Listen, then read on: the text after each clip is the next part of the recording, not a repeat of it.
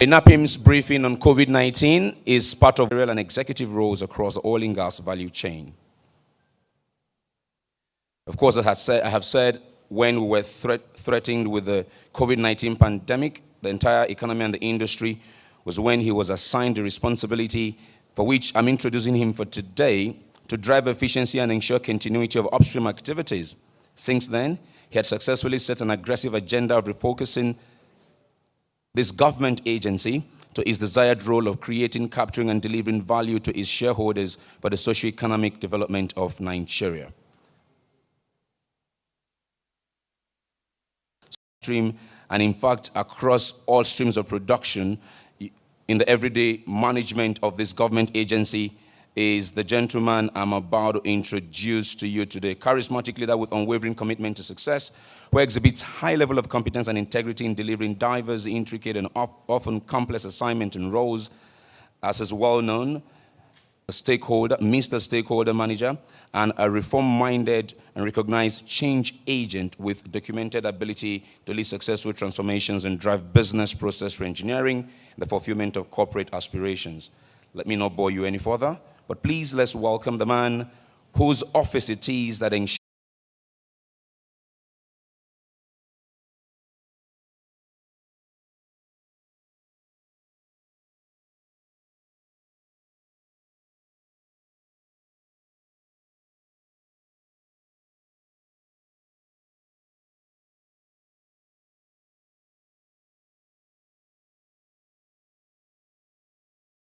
that today coordinate the activities of oil and gas exploration, production, and hopefully monetization, than NAPIMS. Because NAPIMS sit down with its own partners and they see all kind of perspective from Total's lenses, from Shell lenses, ExxonMobil, and several others.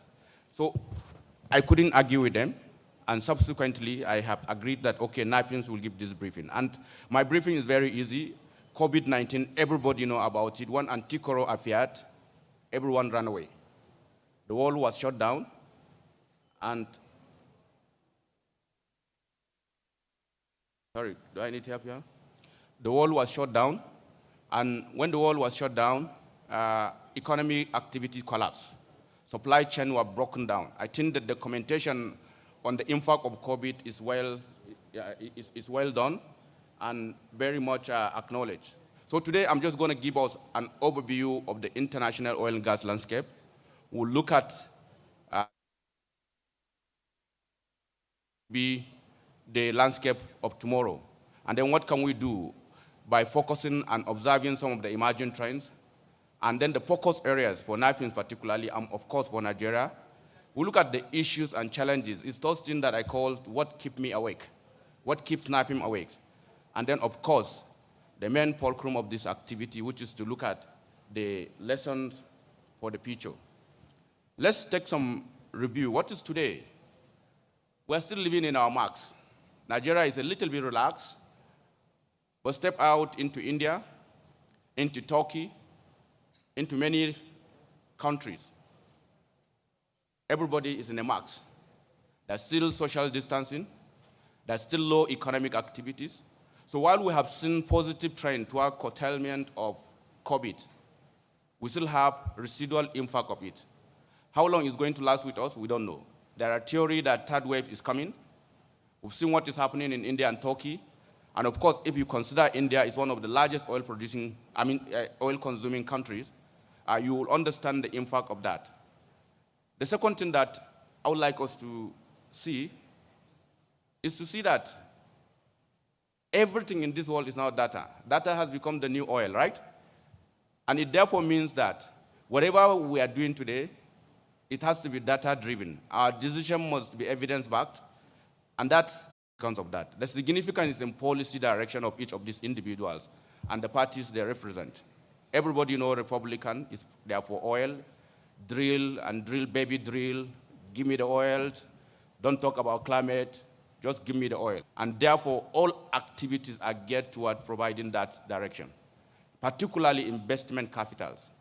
Incentives were given, tax relief, et cetera, But then when you look at the Democrats, than to strictly comply with all enabling rules, regulations, orders, policies, convention, etc., etc.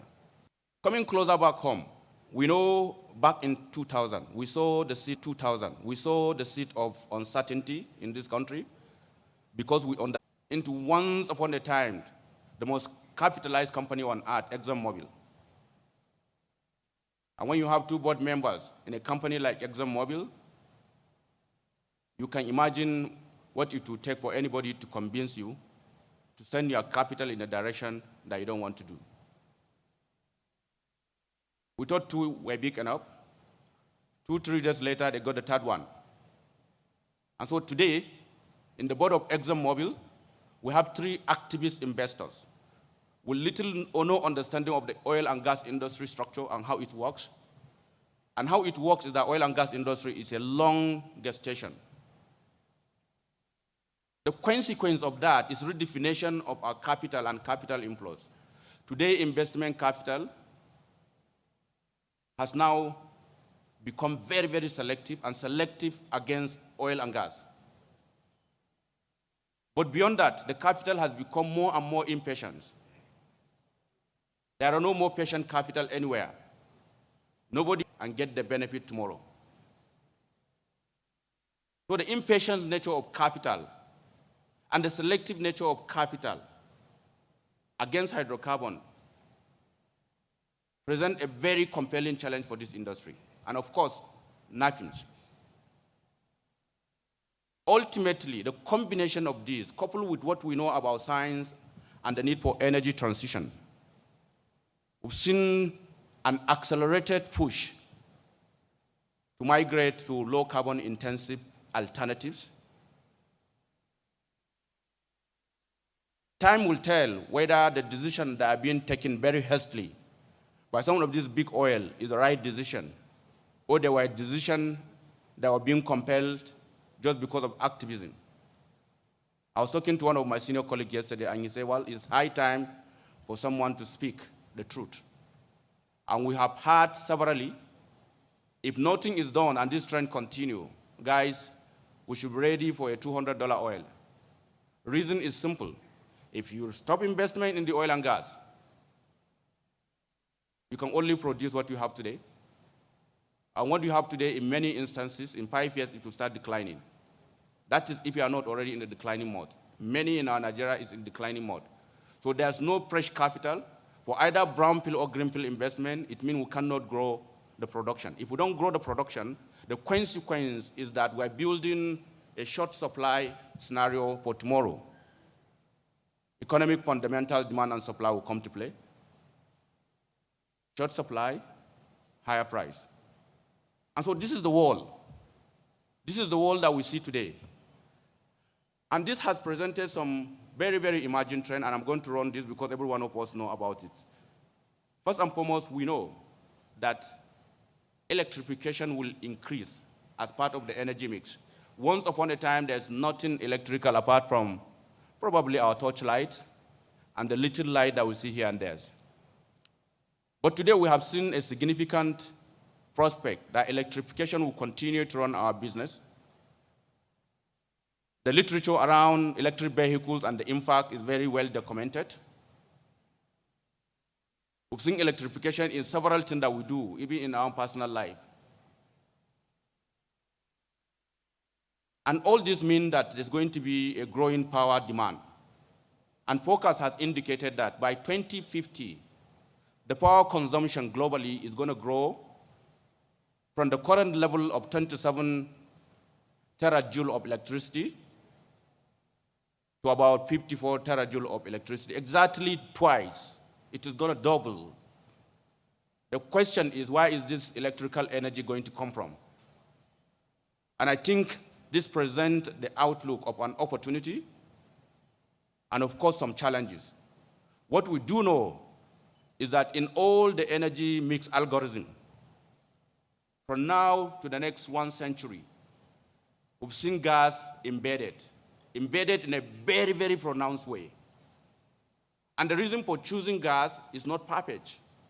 Gas is a low carbon intensive hydrocarbon. once upon a time difficult to handle, but science and technology has addressed those challenges. And so we see thermal power plant growing, and thermal power plant would need gas. And that indeed has made some of us to believe that gas, contrary to what many people think, is a destination fuel, is a transition fuel, is a bridge fuel, which I have heard severally in the last few days. In my own view, gas is going to be a destination fuel. Because at the end of the day, gas will be there, and it will be there in a pronounced way. The opportunities for us is that we have always said we're a gas province with some spike of liquid hydrocarbon. And it therefore means that if we can refocus our attention to gas, which is rightly being done by declaring the decade of gas, it means we have set the stage for us to be able to take advantage of the future. Not only to take the advantage of current, but to position ourselves to play the future in a very, very relevant way. And that means a sustainable outlook for our hydrocarbon industry. I prophesize that we will soon extinguish, quote unquote, associated gas with associated oil. Because I envisage that attention will be focused at gas-dominant resource that we have in this country. And if we focus on gas-dominant resource, it means we deliberately, contrary to where we're coming from, go chasing for gas. And obviously, when you look for gas, some liquid will come with it. And when liquid will come with it, what do you say? Associated liquid, right? Associated oil. And so when you have associated oil, we'll find the way to deal with it. Just like today, we are dealing with associated gas. And the monetization of gas, if you know the history, was geared towards just taking the player up. We don't want to burn it, and so we have to figure out how do we extinguish it. And to extinguish the player, we created so many things, including the big NLNG. The reversal, I see it coming. But let's even look at where is this demand for energy coming from? Obviously, it's in the very, very energy deficient countries. And energy poverty is well pronounced in undeveloped countries and developing countries. Many other places have reached their saturation level. Where we see growth coming are in the emerging markets. Nigeria is one of them. Turkey is another. India is another. Even China are still there. You remember once upon a time called the BRIC states? They have expanded to BRICS, and now I hear they've expanded to about 7 countries. All these are a group of emerging markets. Put together their demand and their demand forecast, you will see clearly that demand for hydrocarbon is going to come not from the US.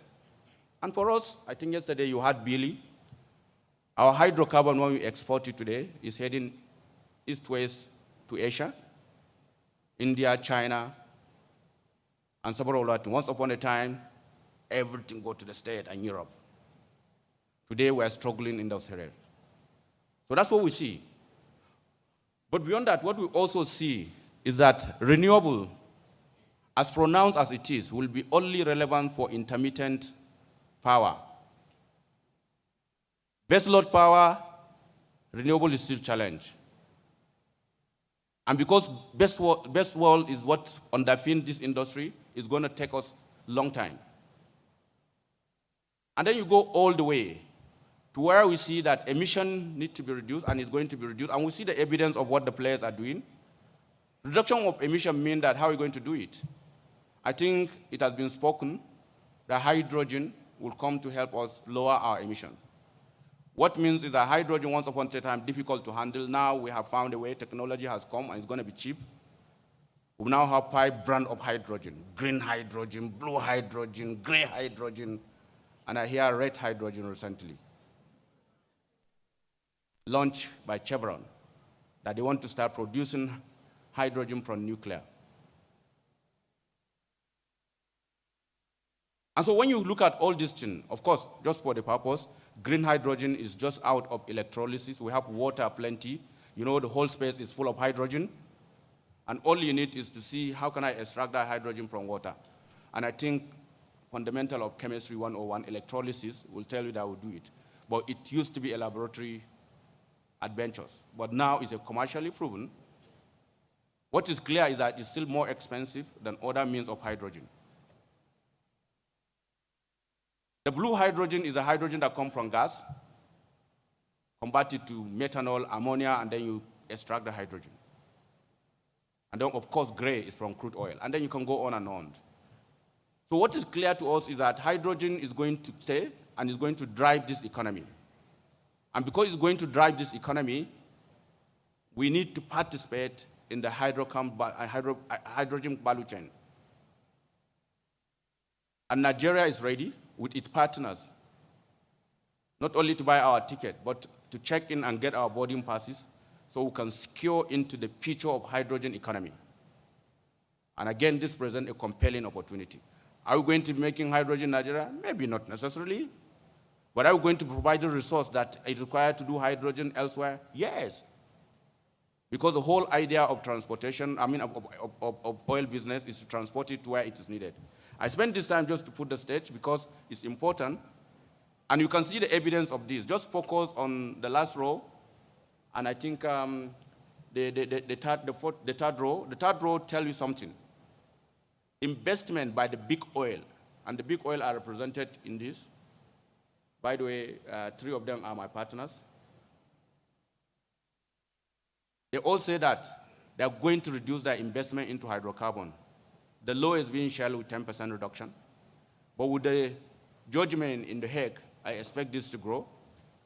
The largest is 40% by Repsol, and you see Total and E&I in between. But look at the last one. The last one said they're going to go into zero flaring. They're going to completely eliminate emissions. When you overfly the Niger Delta, you see flare. And if you know the landscape that is controlled by Shell, and they're now telling you that they're making an undertaking, look at it, 2030, no more emission. It therefore means flare elimination on Shell side must come to stay, and that presents opportunities. And NAPIMS is very much aligned with that. DPR is aligned with that. Everybody is aligned with that. We're going to work with our partner Shell to kill the flare. Because keeping the flare is at multiple jeopardy. Because the flare itself is gas is money, and you put in infrastructure, you spend money, so you're using money to kill money. And then also remove the opportunity to make money. And this is just the intent of this slide.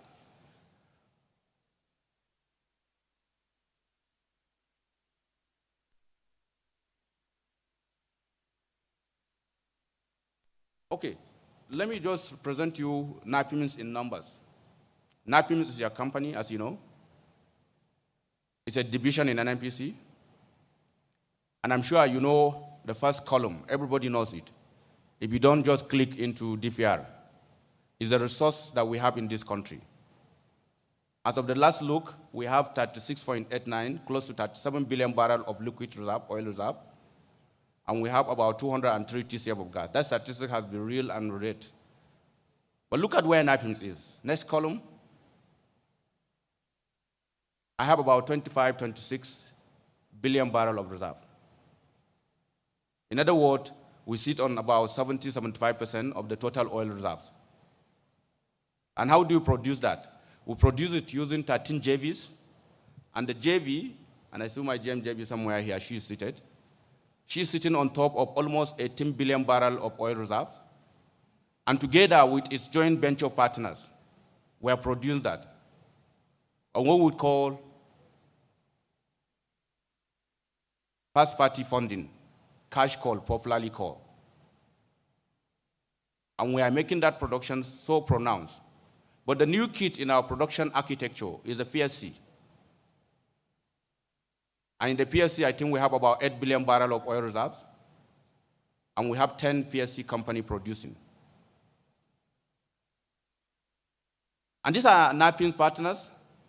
The challenge is when you go to the 4th row, the cost of producing this barrel still remains at about over $30. And we have heard from the OPEC Secretary General that on the year of our Lord 2020, precisely 20th of April 2020, West Texas Intermediate, popularly called WTI, were sold on negative $37. We also heard and we know that producers in Siberia, in Canada, were begging people to bring in vessel and take the oil away. Take oil away. So if we have seen that, are we going to see it again? Who knows? But what we know is that $30 is very high, and therefore we must reduce it.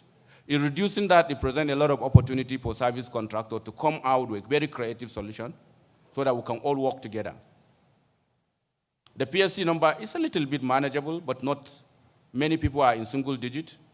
But what is even critical is that government has given us directive that the OPEX, this is the total cost of production, but the OPEX, which we call UOC, should be less than $10. And we're going to talk to see how that is going to impact us. Of course, NAPIMS is a very lean company by the resource it manages. We have less than 500 staffs. And what is critical is that I think the ladies in this room should clap for NAPIMS. We are closer to the 35% mandate. We have over 30% of our population women. And so we are gender-friendly, equal opportunity providers. What is not exciting is that our average age is still 47. We are losing out like any other oil and gas company. The millennia are not in there. But Malam Mele Kyari's administration have done something unprecedented. Just recently, about 1,050 young, talented graduates whom haven't reviewed them in NAPIMS, we converted them to what we call gas turbine, great talent.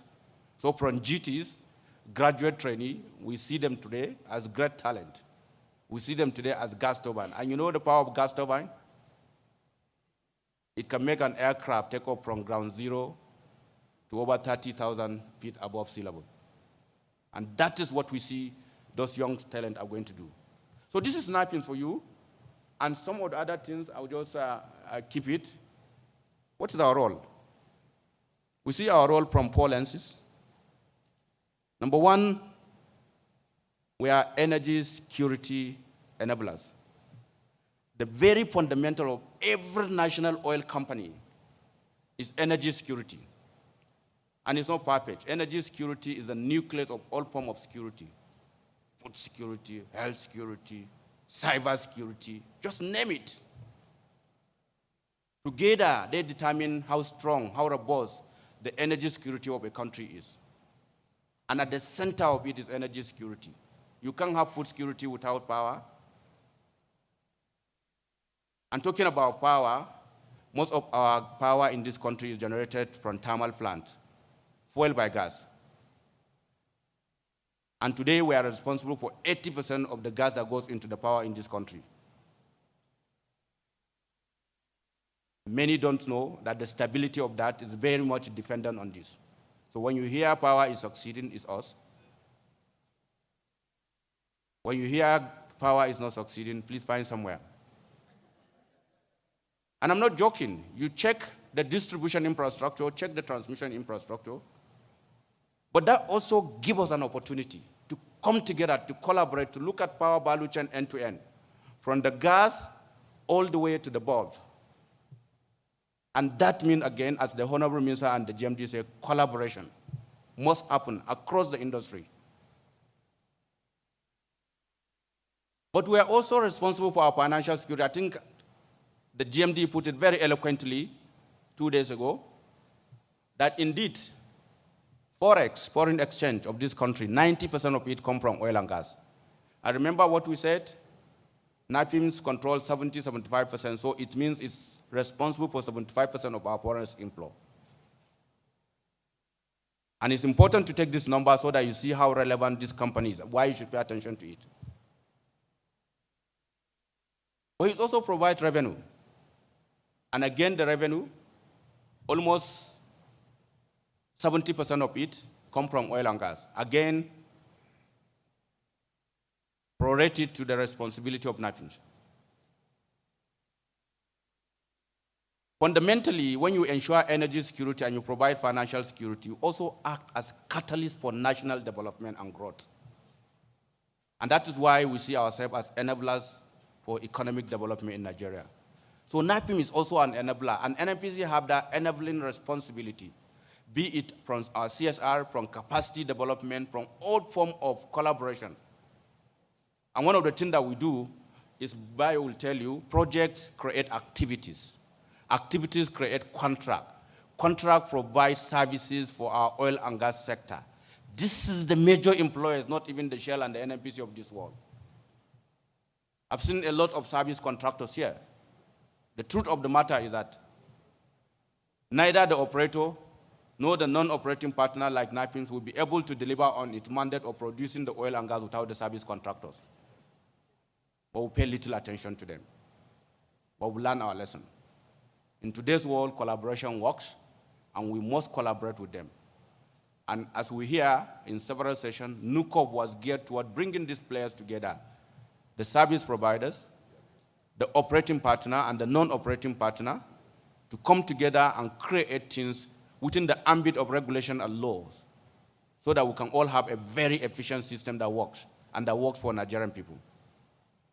Finally, our major trust of any oil company, and incidentally, NAPIMS have responsibility to do that on behalf of NNPC, is trustees of the resource, custodian of the resource. We've seen the numbers, and you know what you don't do with trust? You don't betray trust, right? And a good custodian will make sure that the action is taken today does not have negative implication tomorrow. Sustainability is the keyword. And under Malam Melekari, his own has always been, how can we create a sustainable future? And I'm glad, quite honestly, our partners, Shell, Mobil, and all that you can remember, Total, E&I, are all working together with us, together with some other government agency, to ensure that this custodian responsibility is taken to the fullest. However, I tell you what, today, I hardly sleep.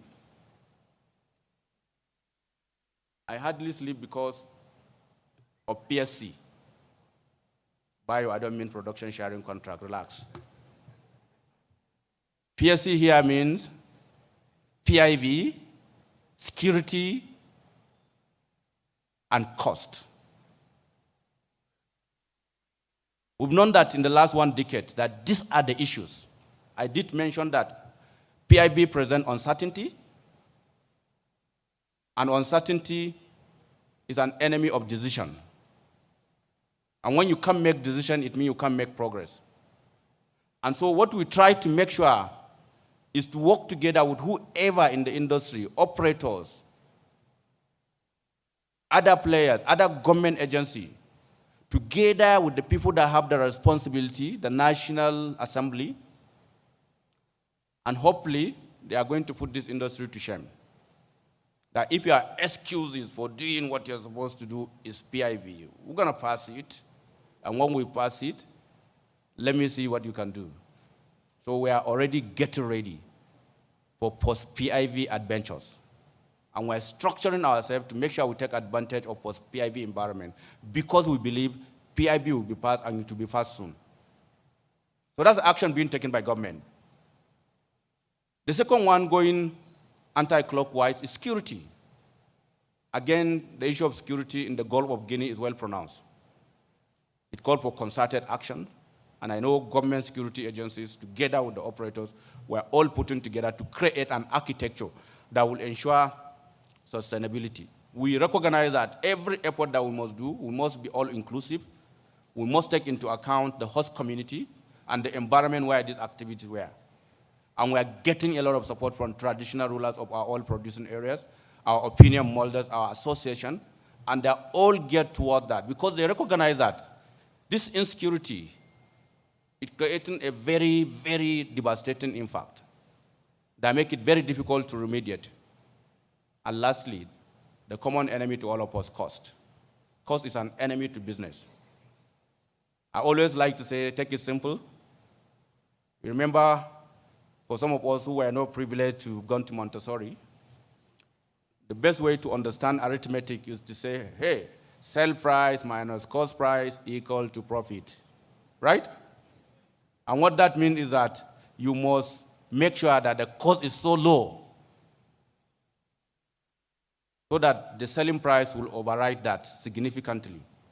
And the higher your sell price and the lower your cost, the higher your profit and the higher your disposable income and the higher money you get to do that. And therefore, we must kill costs. If we don't kill costs, costs will kill us. If we don't pull down costs, costs will pull us down. Again, I must thank our colleagues and partners for coming together under the NUCOP that has been launched by the Honorable Minister and the GMD to work together collaboratively to make sure that we bring this industry, which has been referred to the highest upstream cost environment in the world. The GMD said it, and he should know better. That Nigeria is the highest cost environment to do upstream project. And that means that this is vulnerable or create vulnerability to our competitiveness. So security, PIB, and cost are impediment to competitiveness of this country.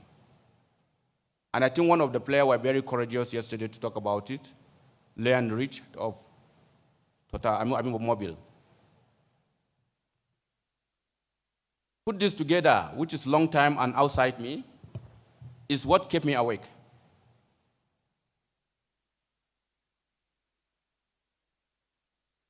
What kept me awake, you can imagine, is my production numbers. Because my role is to produce the oil creates the revenue that goes to my partners and goes to government. And as you know, you've seen it, 90% of Nigerian forex is dependent on this revenue. And 70% dependent on this. Anytime I'm not meeting my revenue target, I don't sleep. GMD don't sleep. Nobody in NAPIMS sleeps. And we can't meet our revenue number if we are not meeting our production targets. And that kept me awake as well. But most importantly, the new monster is cost and my ability to pay the cost. My cash call is being delayed, not for anybody's reason, but by the circumstances of the declining level of revenue, occasioned, of course, by price and curtailment of my production by OPEC. Hopefully that will be taken away and I will start sleeping. But today I tell you what, there's hardly no night that one MD or the other will not call me, when am I getting my cash call? The significance of that cash call is that they have to pay the service contractors. If you don't pay the service contractors, you are not going to be able to speak. Community restiveness, I think I spoke about it. Locally, we are coming together to see what we can do. Security is an issue. It kept me awake every day. Yesterday, I got 2 videos, one in the night during the dinner and one in the morning during breakfast. All of them, they spoke for themselves. No boys, no nothing. People have besting 5 line and allowing the oil to float in a gutter. I'm sure many of us must have received that video. When you see this kind of thing, it keeps me awake. Lastly, we have a lot of disputes, but I'm glad we have gotten the solution to those disputes. We've started. A week ago or so, we signed the 118 dispute resolution alongside 3 or 4 agreements, including the renewal of the PSC. I'm very proud with this agreement. A lot of hard work by Bio, a lot of hard work by my colleagues, Muiwa, and humbly, I would say that I also contributed a bit. Disputes create very, very depressing situation in my heart. These are the things that keep me awake. In the context of that, we are also expected to do what in NAPIMS called GISEC. And what is GISEC? Simple. Who do we work for? Who do we deliver value for or to? You call it government, you call it investors like the Shell, the Mobil, and any other person, the society itself, because the society expects minimal responsibility from us, the employees that we have, the contractors, community, and customers. The challenge is, it's easy to see this roll call. But each one of them has a very, very conflicting need with the other. The balancing of this is where the wahala is. The society want to take and take and take. Community want to take and take and take. And so in this group, there are several people that want everything for nothing. In this group, there are others who want something for what they have done, but they want it big. How do you create it? But it becomes even more complex because of the need in this world that we started, the need for you to be in perpetuity of compliance, perpetuity of collaboration, and perpetuity of competitiveness. We recognize that there's need for us to comply. I think that's not this thing. But when you're collaborating with people with conflicting interests, that's a good meal to chew. But in the context of that, in the midst of your collaboration, you have your competitors. But yet, you are expected to be competitive. So creating a delicate balance around this engine is a very heavy problem for NAPIMS. And at the risk of sounding immodest and not being humble, when Richmond talk about stakeholder, I say, well, come to think of it, yes, that's the role of NAPIMS, to be a stakeholder manager, to provide all the production input for my partners, to get them the approval, the permit, the enablers for them to do their work so that we can all get the benefit and create prosperity for our stakeholders. And that's the key thing for us. Lastly, what are we focusing at before we go to the lessons? For us today, we believe sincerely we have to take some step change. Step change to improve performance. There's no clear performance gap that we have seen than our cost and cost management. And we've taken action, and I think there's a session that will speak about the costing of the barrel or the finance of the barrel. And together we have to collaborate to reduce that. We also know that energy transition is real. The question is how fast can it move? But whether it moves fast or slow, because it's real, it means we need to reposition ourselves. We need to structure ourselves in such a way that we can play the energy transition era. And that's also a key thing for us in NAPIMS. And we are working with our partners to see how can we create carbon neutrality. I'm glad to make this announcement, and very soon we'll be celebrating it. Our partner, Total, and us, we've commenced marketing of our carbon credit. And for the first time, NAPIMS is going to send money outside the oil and gas. But upon expected quota, we make over 1 million euro from selling carbon credit. All other partners are ready now, and we have seen that we need to create a business model that will go on to that. And we have the prosperity, the prospect to succeed because we have gas, we have oil. The combination of our gas-oil ratio and the interplay hopefully will give us a basis for us to attain carbon neutrality. Of course, everybody is reshaping his portfolio. We heard of that. NAPIMS is not isolated. Today, what we are trying to do is to make sure that all our portfolio answer for their names. You spend what you generate. We've converted to our portfolio-based and asset-based structure, both for budgeting and for performance. And therefore, whatever you can generate is what you can take. Jollof rice budgeting has been eliminated, thanks to Mele Kari. And now everybody does his own, rice and beans. And whoever the better one become more pronounced. And obviously, you allocate capital we had to that can give you more value. And so that's a new vista for us. In all doing that, we recognize that the skill set and the knowledge and the competencies and capabilities of our personnel that brought us to where we are today certainly cannot see us into the picture. The work practices has changed. A lot of us, like me, we're old school. I'm struggling to manage this stuff. My daughter will just say, Daddy, what are you doing?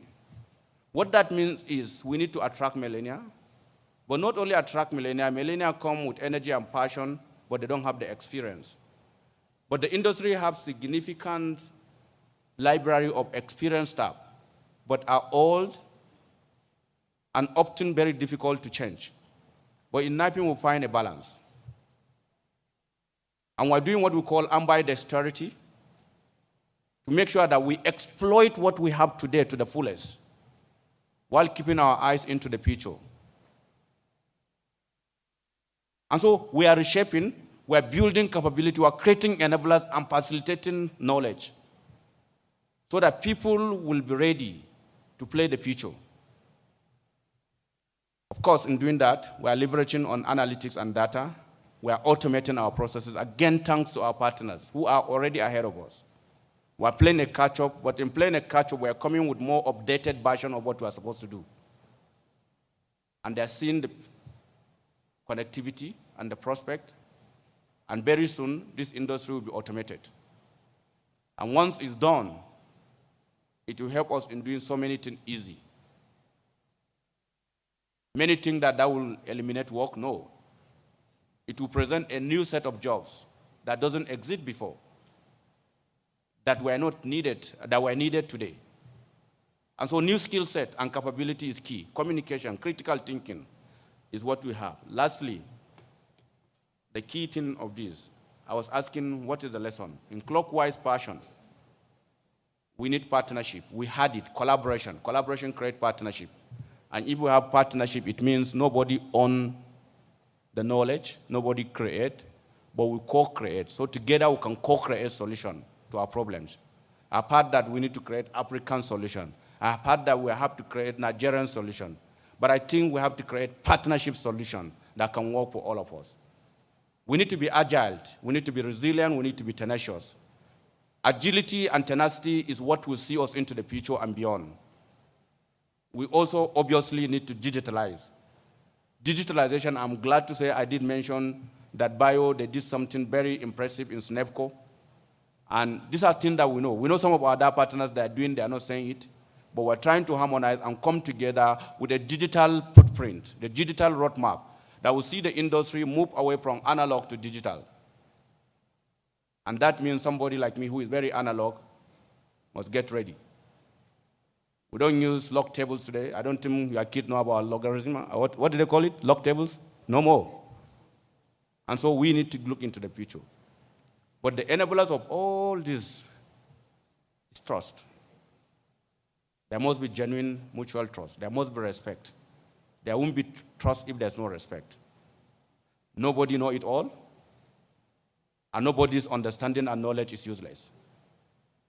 Creating listening ears to other parties and being genuine and open strengthens trust. When trust is strengthened, relationship is strengthened.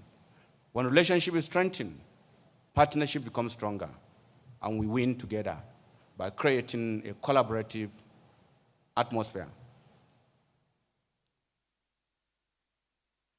And so my last word is that we need to remain competitive, we need to remain collaborative, and we need to remain connected. Thank you very much. What do I do?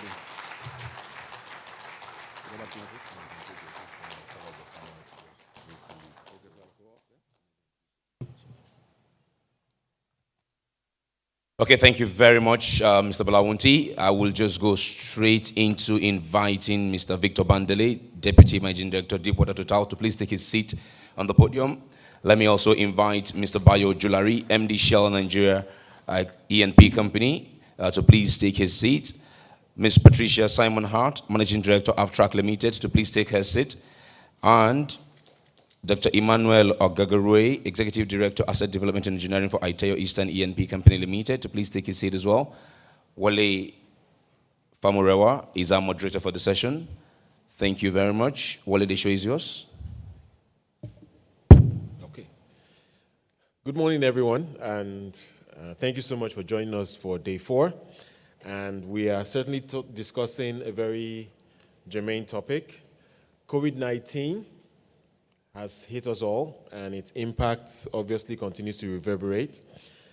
And we want to discuss the new oil and gas investment opportunities in sub-Saharan Africa and what lessons we can learn, or what lessons there are rather for Nigeria, the IOCs, the NOCs, like of course the NNPC. And we're delighted to have this panel join us to unpack all of that. But to sort of just give you some context for this, I was looking at some writing by the Africa Energy Chamber recently. Now, they have warned of challenging times, and they've actually used the words, we need to have a now or never approach towards how we really address the oil and gas sector in Africa in particular. In fact, they even put a timeline of perhaps 30 to 40 years between when we can do something meaningful and when the oil potentially may not be valuable at all. So decarbonization is a big thing. Shale gas revolution across the world is something that is certainly going to impact everyone on this side of the planet. And so this panel will give us some perspective on how we are changing things in Nigeria to deal with these times. So I'd like to open up by just getting the perspective of the Executive Director of ITO Eastern EMP, who is with us today. Dr. Emmanuel, if you can just speak to your thoughts on the strategies that we really need to bring to bear as an industry to deal with the challenging times that we're facing. Long-term strategic thinking around the oil sector. A lot of themes have been touched on by the previous speaker, and of course, in yesterday's session as well. We've talked about partnership, the importance of collaboration, the fact that energy production is so expensive here in Nigeria. So how do you see us moving forward in this environment now?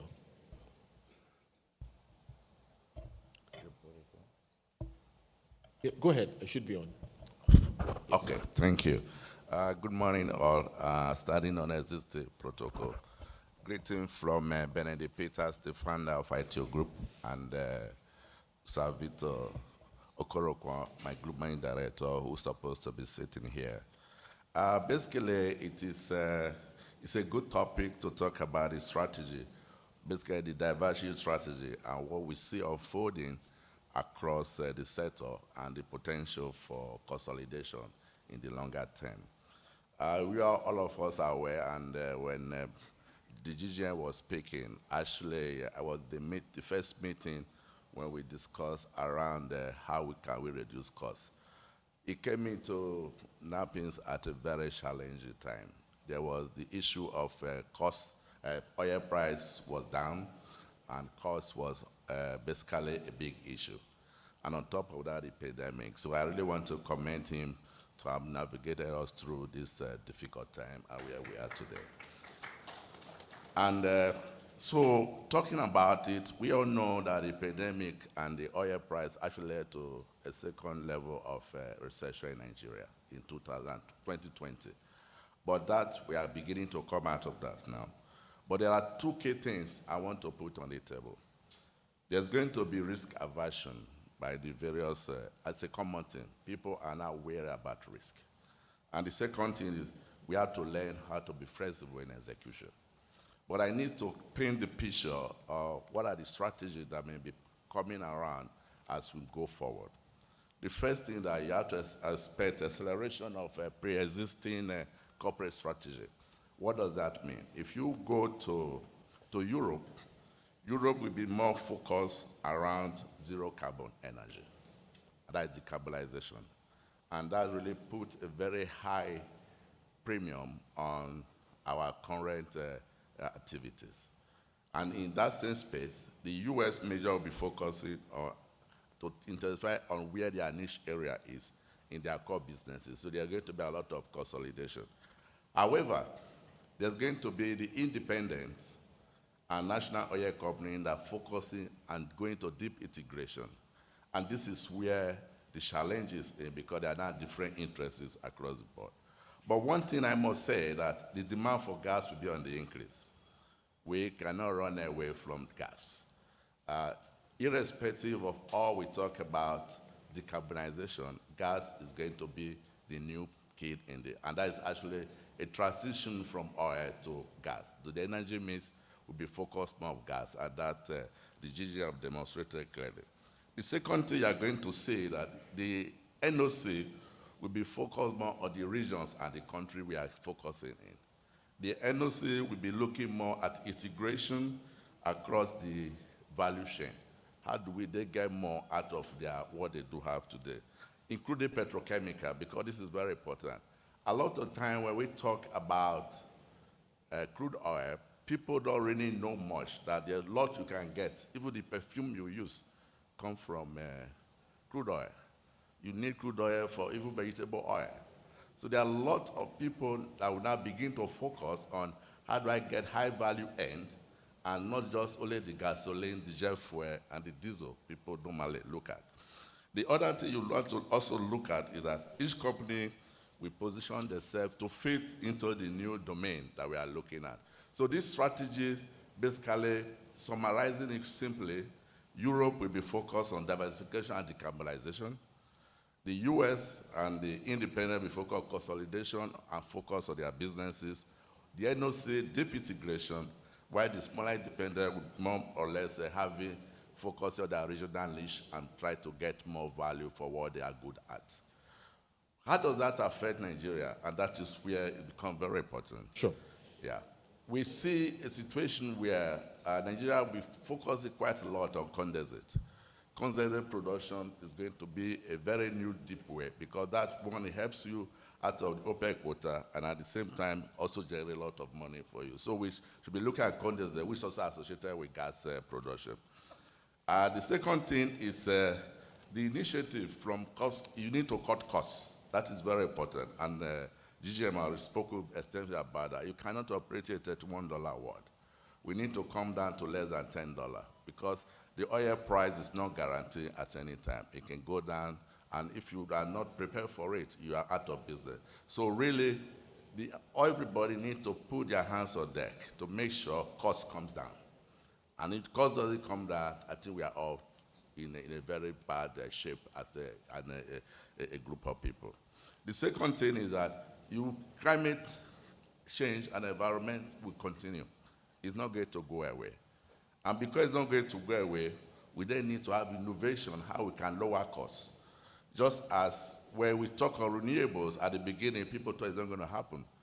But the activists have put so much money into research and development such that the cost of renewable is going down very fast, and that means you have a competition to hydrocarbon. And finally, I would like to add that to make progress, we need to have partnership, collaboration, and above all, technology and innovation. We need to think about innovation. Innovation is the only key for us to be able to compete with the world of replace the barrel.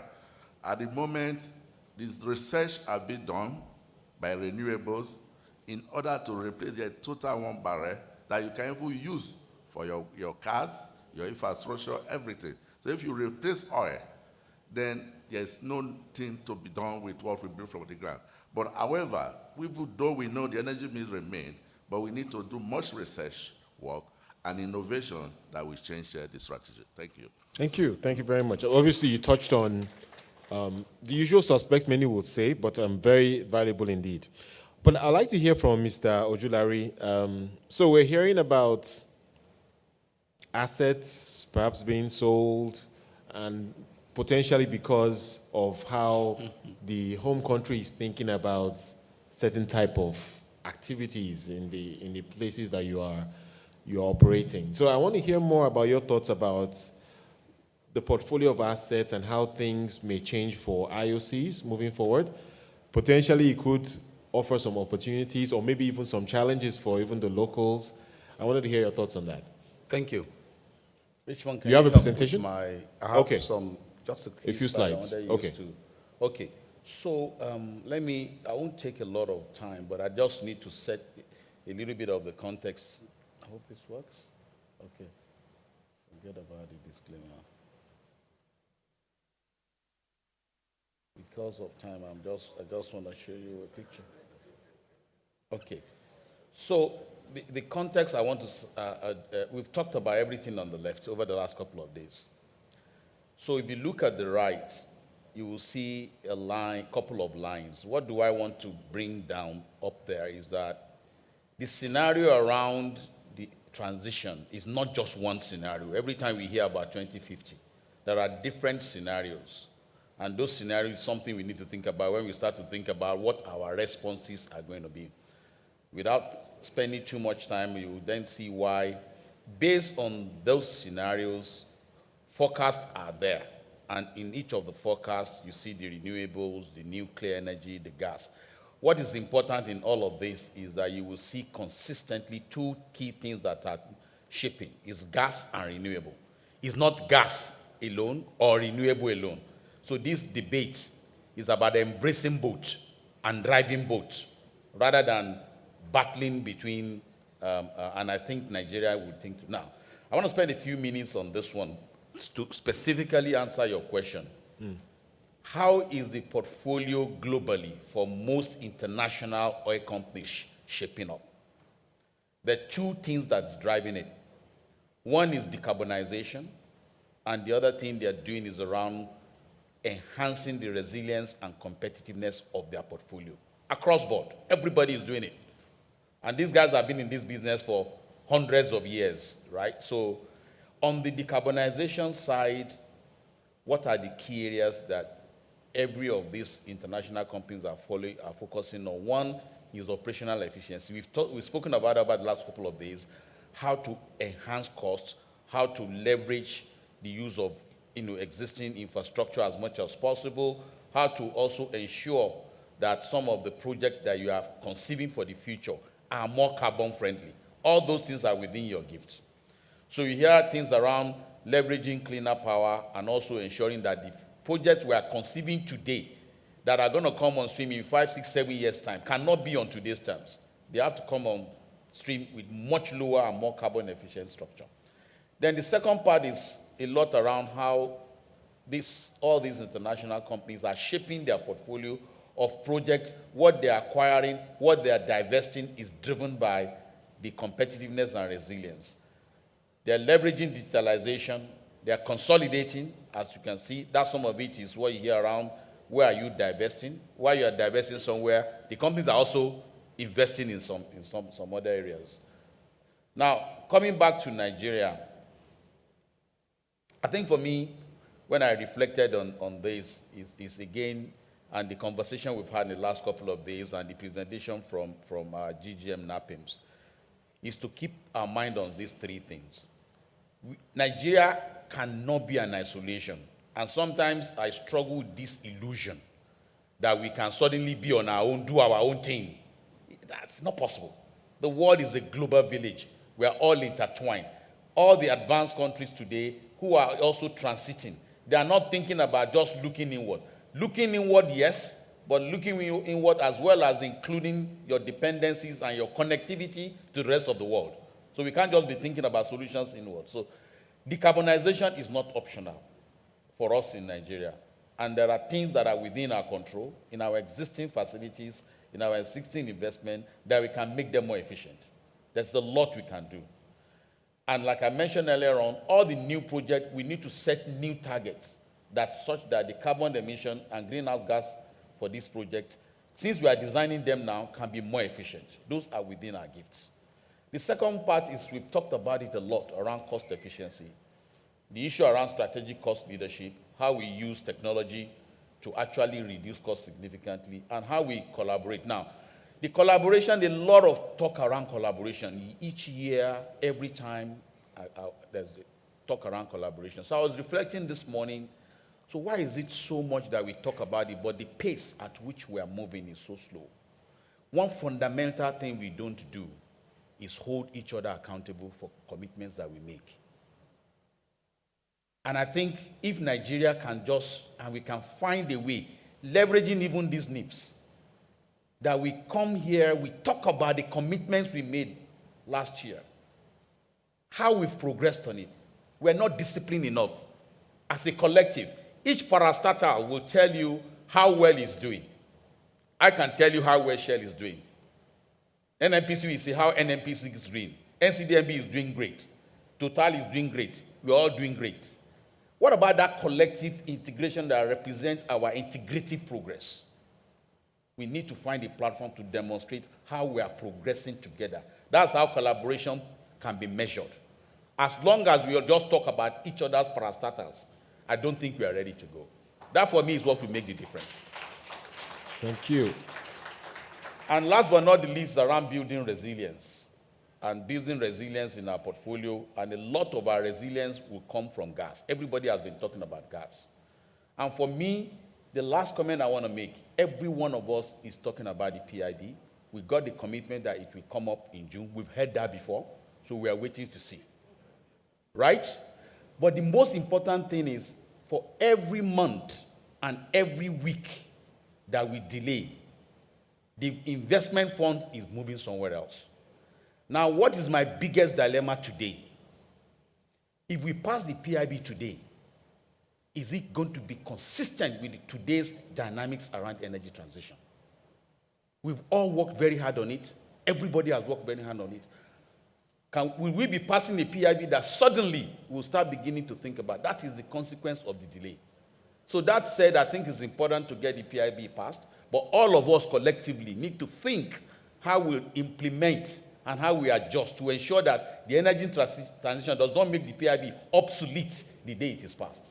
Thank you, ladies and gentlemen. Thank you. I think you certainly touched some really important issues about holding everyone accountable and making sure that these conversations are meaningful. Thank you very much for that.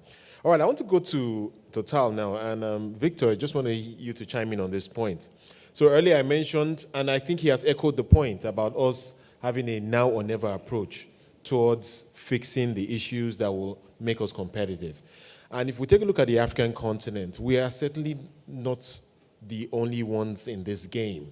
Africa as a continent, indeed, is competing with Mexico, the Middle East, and so forth for investments.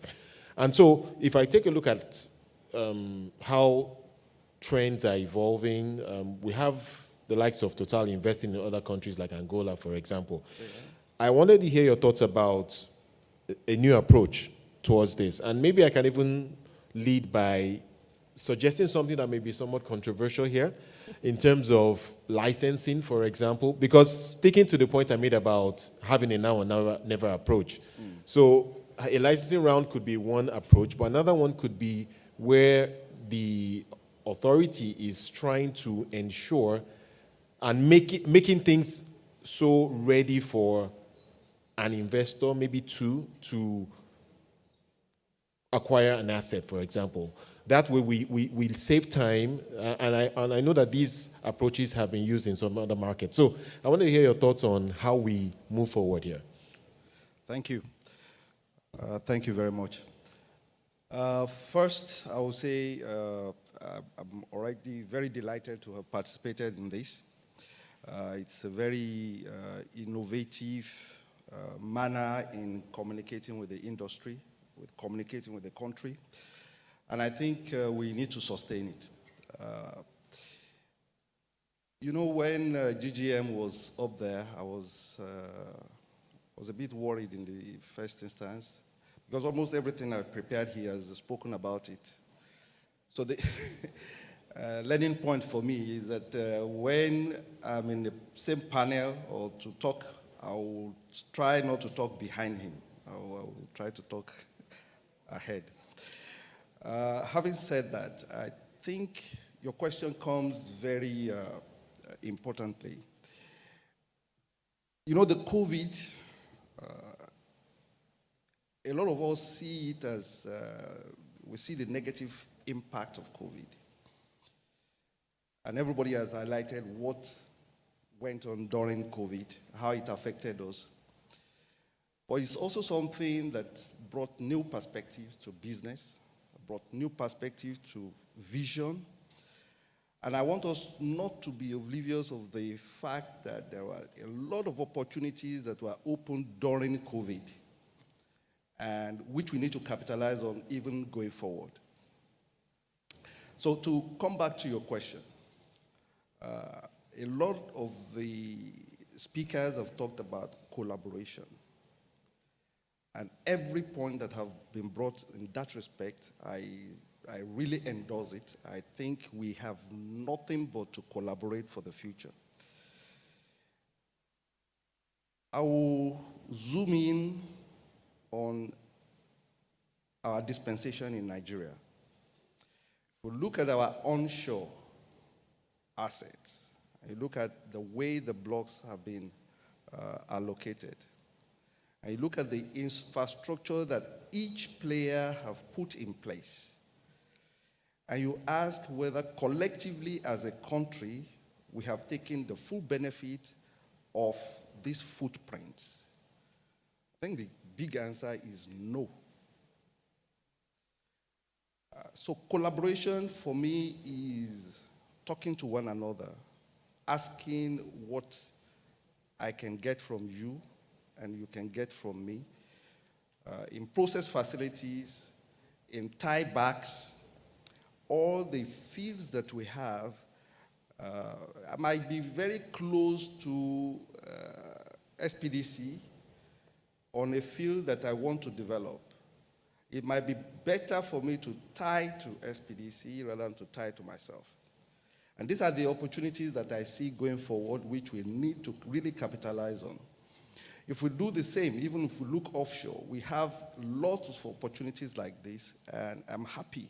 I'm really happy that in the last 2 years, even before NUCOP, and it's more strengthened with NUCOP now, there's a lot of collaboration, lots of discussion around the best methods to tie in new small fields to existing infrastructure. I think this is one area that we need to really push, especially with the new and the new licenses that will be awarded to the marginal field operators. It's a very good and win-win case for us to go forward. Now, to look at the African landscape, I think we cannot but to be a bit ashamed of ourselves as a continent as to what we could have been doing, but which we have not done in the past in terms of collaboration. Do you know that it's very difficult for me to sell or to import things that are wasting in one African country to bring it to my place? Today, we have it's a big difficulty. You talked about Total. Yes, we are present. We have the highest footprint in Africa, for example. So we have things that we could share all across Africa. And we need to do that. We need to bring that on board. It's an extension of our local content. It's important that we are able to take leverage of opportunities that exist elsewhere, and we'll bring things, equipment and things back to our country to use. We are doing a lot more between us, IOCs, and in fact, I'm very happy to say that if we continue this way, I think in the next couple of years, we'll be having some internal alliances. I will not call it majors, but internal alliances that will be geared toward significant reduction in costs. Sorry to interrupt you. I just wanted to confirm what you meant by that. Is this alliances between IOCs? Alliances between operators in Nigeria. Okay, It's not operators only IOCs, in general. but all the stakeholders that we have in the country. In gas, that we said, if we really want to develop gas in Nigeria, it should not just be each individual trying to do its own. We have established pipelines that some of them are operating significantly below capacity. Significantly below capacity. And I am one of the interested party. We have, on onshore, we have pipelines that can take up to 15 million meter cube per day, which translates to about 300 million scoff per day. If you ask how much of this is used today, we're doing really about less than 10%. And it was geared for the domestic market in Nigeria.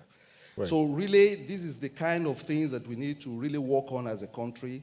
It's not about me, it's not about SPDC, it is really a collective Nigerian subject.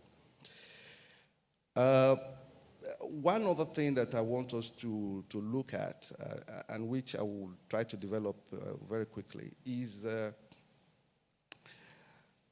facilities management within our context. We need to be conscious of the fact that all facilities that we have need, they have a lifespan.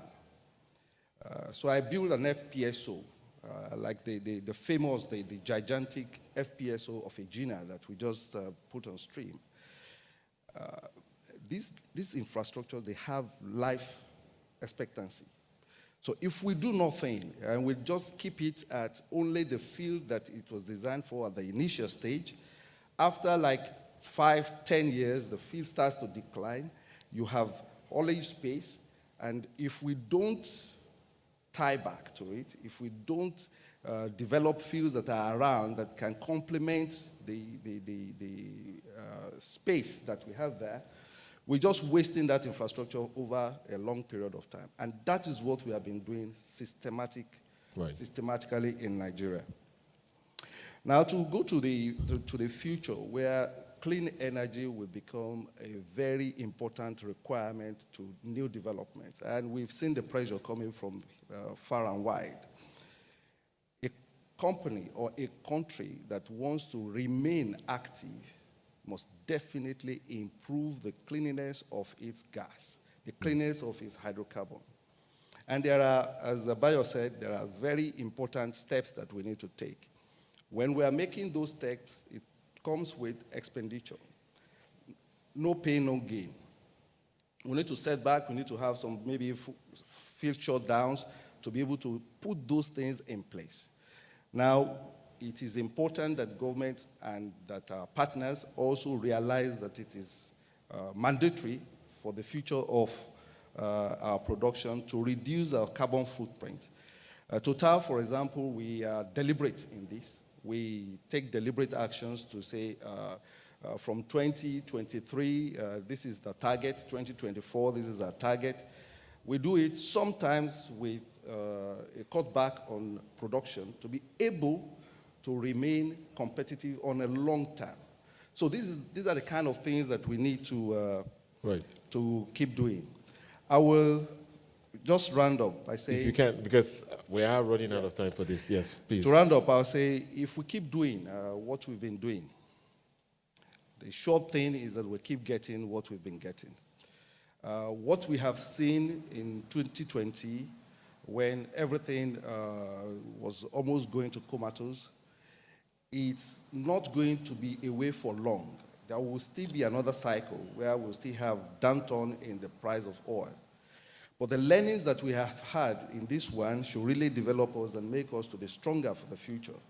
And the only way, and I think I want to stress that, is the collective role that we are playing together with our partners, with our senior partner, N.P.S, with the NCDMB, with all the people that are stakeholders of this business. We really need to be doing a lot of more work in collaboration and in togetherness. Right. Thank you very much. Thank you. Thank you so much. All right, so now let's move over to the oil service operator, so to speak. Patricia, if you can also chime in on this conversation, how do you think we need to move forward as an industry in Nigeria, and situate it really in the context of the entire country? Okay. All right, thank you very much, Wally. I'm going to speak from the perspective of us coming out or going through a crisis, so crisis management perspective. So typically in a crisis, we have about 5 phases. You prepare for a crisis or an emergency, and then you go into, you have the event. In this case, unfortunately, this was a black swan event. Nobody was prepared for it. And then you go into the next phase, where it's responding to the crisis, which we all did quite well, or not so well in some cases. But now we're in this adaptive recovery phase. We're not going to go back to what was the normal, the old normal. It's going to be a new normal, and we're all trying to adapt to this new normal. But apart from this, and more importantly, we're now supposed to be in a phase where we're trying to build resilience into our systems and processes to ensure that this kind of crisis, we can respond to it adequately if such a crisis comes in the future. And so we've seen where we had disruptions. We had disruptions in our supply chains. We had disruptions when it came to operations, and we had disruptions and delays for projects. So now, as we are sitting down to sort of mitigate these risks that we have now not perceived, but actual and real risks which happened, we should now be building into these processes the resilience needed and agility needed to ensure that we don't have such a negative impact like we did during this past crisis. And to do this, we're looking at in-country value chain, in-country value, which is really delivering on GDP using local goods and services, basically. So how do we do this, and how do we actually bring in these local value chains or local capacity? We do still have the challenge of technology, which we do not produce locally. We do know we need to improve on our supply chain management and how we can bring in the local vendors in a more efficient way than we were doing in the past. But now I think we've been listening to all the conversations for the last couple of days, and yes, the buzzword is collaboration. I think the GDM has set a great context today and given us the landscape and the opportunities that are emerging with the new technology, with the new landscape in terms of transition, with the new what's going on in the industry in general, and the different opportunities. But I'm just going to drill down again on some of the opportunities and context. So really, in the crisis, you can look for the opportunities, and that's what we're meant to be doing, looking for these opportunities that have arisen, and how do we actually make best use of them. We also had the situation now where it's the energy transition. We have the African Continental Free Trade Area that's opened up, and that is an opportunity for us. We have the marginal fields which are coming on stream. That's another opportunity opening up. So this is the context with which we can see how do we now catalyze in-country value using the context that we're in at the moment. Of course, the decade of gas, it brings a lot to the table. But we should always remember that it's preparation that meets opportunity. If we're not prepared, we can't take advantage. And so we're back to capacity building. Capacity building is one of the main things. We need to zero down on our capacity building to be able to prepare people so people can be ready to take advantage of the decade of gas, to take advantage of the African free trade area, to take advantage of the emerging energy transition. So that's very, very important. So more targeted kind of capacity building is necessary. Of course, collaboration, and it seemed that we've overflogged this word, but it is key. And the collaboration we should be looking more and more at partnerships. So collaboration, yes. But what are the partnerships? We can't have the regulator with the big hammer hammering. We can't have the oil and gas producer saying, oh, I'm the investor, so I'll do it the way I want to do. And we can't have the service company saying, oh, you rely on me anyway, so I'm going to do it the way I want to. We've all got to partner. And when we're saying, as we're building in this resilience, where's the partnerships? Where are those partnerships that we're supposed to be looking at, saying, okay, let's look at the project cycle, and let's see, okay, this project and the phases within the project. How are we going to mitigate the risks that we experienced during this crisis? How are we going to build the capacity needed with our local vendors? And how are we going to address the challenges with technology? NCDMB are doing a great job, I would say that. They're bringing for the opportunities and trying to engage, but we need to go a step deeper and actually look at the projects and really drill down and see how we can close the gaps that need to be closed. Of course, we'll still have the challenge with technology.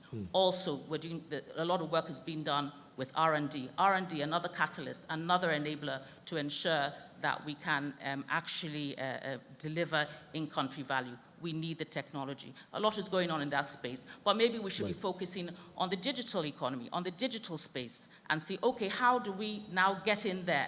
It's an opportunity, and it's an opportunity that we could even use and export. So we need to be focused capacity-wise, as well as trying to trigger those innovations that should go on locally. I was excited to hear of the Innovation Hub in Yaba yesterday, and NCDMB, of course, again, leading the way as a catalyst to ensure that we're driving that innovation so that we can see, okay, how do we bring it to the oil and gas sector? I mean, the digitization in the oil and gas sector is real. Don't ignore it. Build capacity for it instead, and see how we can get involved in it. Then also finance, of course.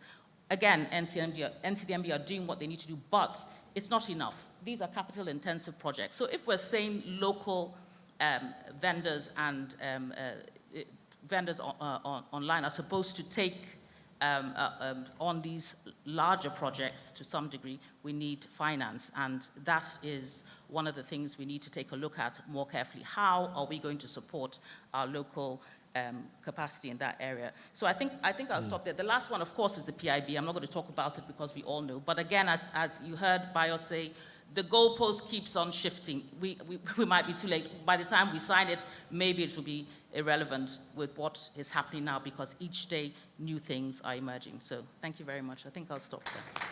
Thank you very much. I think we've covered all the major issues, and sadly, I can see Richmond is already on my neck.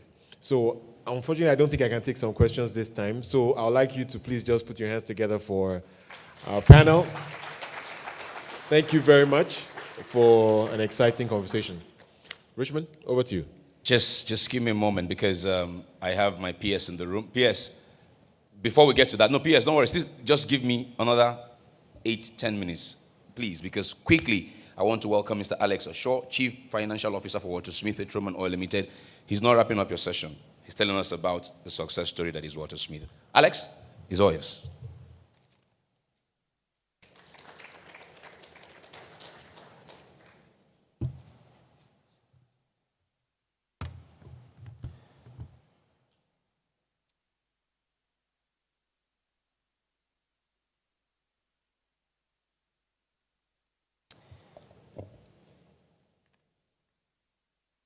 Morning, everyone. His Excellency, the Honorable Minister of State for Petroleum Resources, the GMD NNPC, and the Director of the DPR, all three are not here, but we extend our hand of fellowship. The ES of the NCDMB and the GGM NAPIMS, our distinguished guests, ladies and gentlemen here present, I greet you. All other protocols duly observed. On behalf of the entire shareholders, directors, and staff of Walter Smith Refining and Petrochemical Company Limited, I would like to express our profound gratitude to the organizers of this event for the recognition given to the Walter Smith Modular Refinery as Project of the Year for the second year running. We are also grateful for the opportunity of a few minutes to showcase the refinery. Now, even though our refinery is one which we are extremely proud of, we do somewhat feel undeserving of the award, as we recognize that there are several amazing projects carried out by Nigerian companies throughout last year under very difficult industry conditions. We salute all of you. In any case, we view this recognition as a testament to the doggedness of everyone involved in seeing through a project that we hope will accelerate Nigeria's journey towards energy independence. We could not have achieved a successful project execution without the support of all our partners and regulators. We must make a specific mention of the tremendous support received from the DPR under the leadership of Mr. Saki, who we found to be more of partners than regulators throughout the process. We are also grateful to our investment partners, the NCDMB, under the leadership of Engineer Wabote, and the AFC, Africa Finance Corporation, who extended the balance sheet in a debt capacity.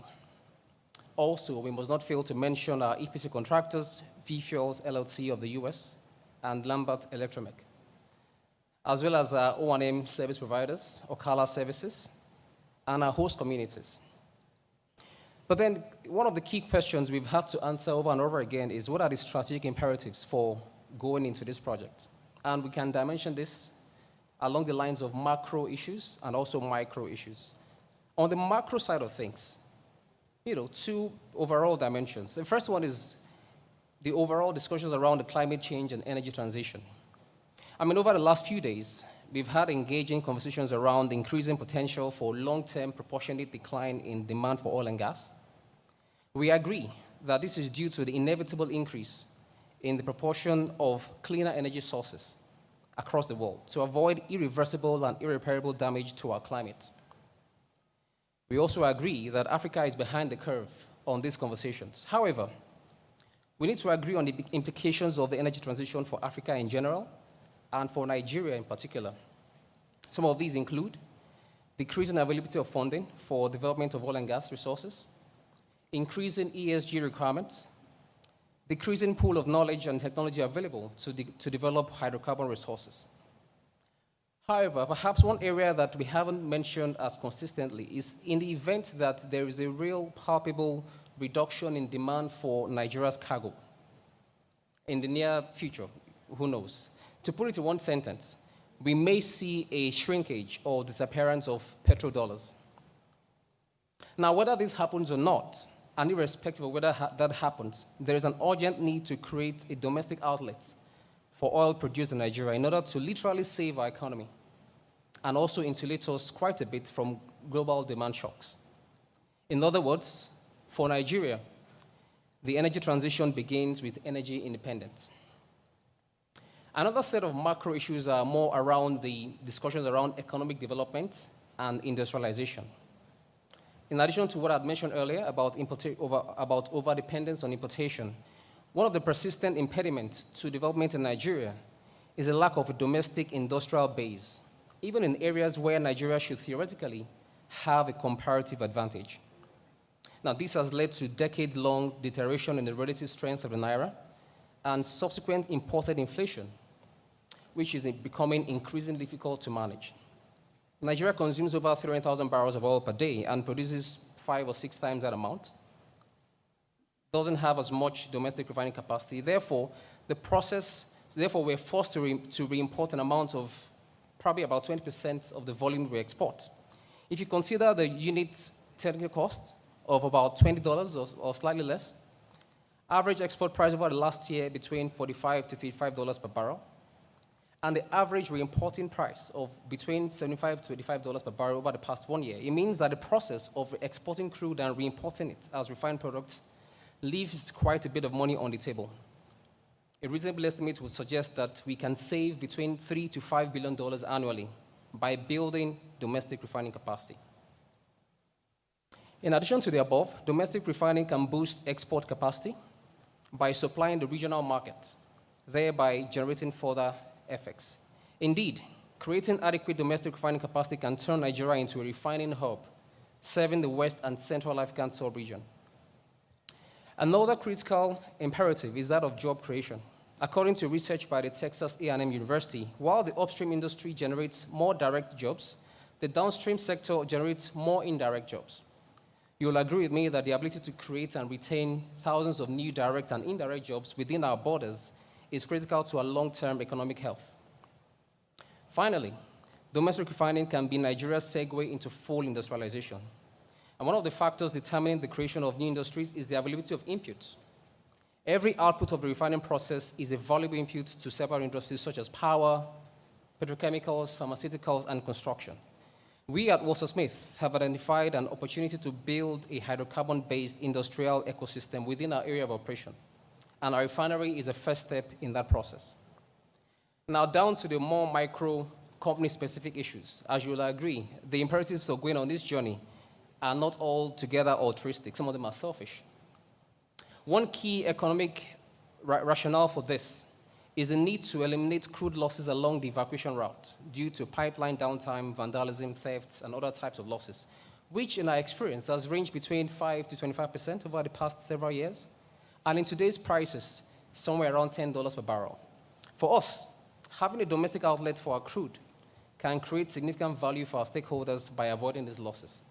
and also to add on to that, building some level of flexibility, optionality, and resilience in our operations.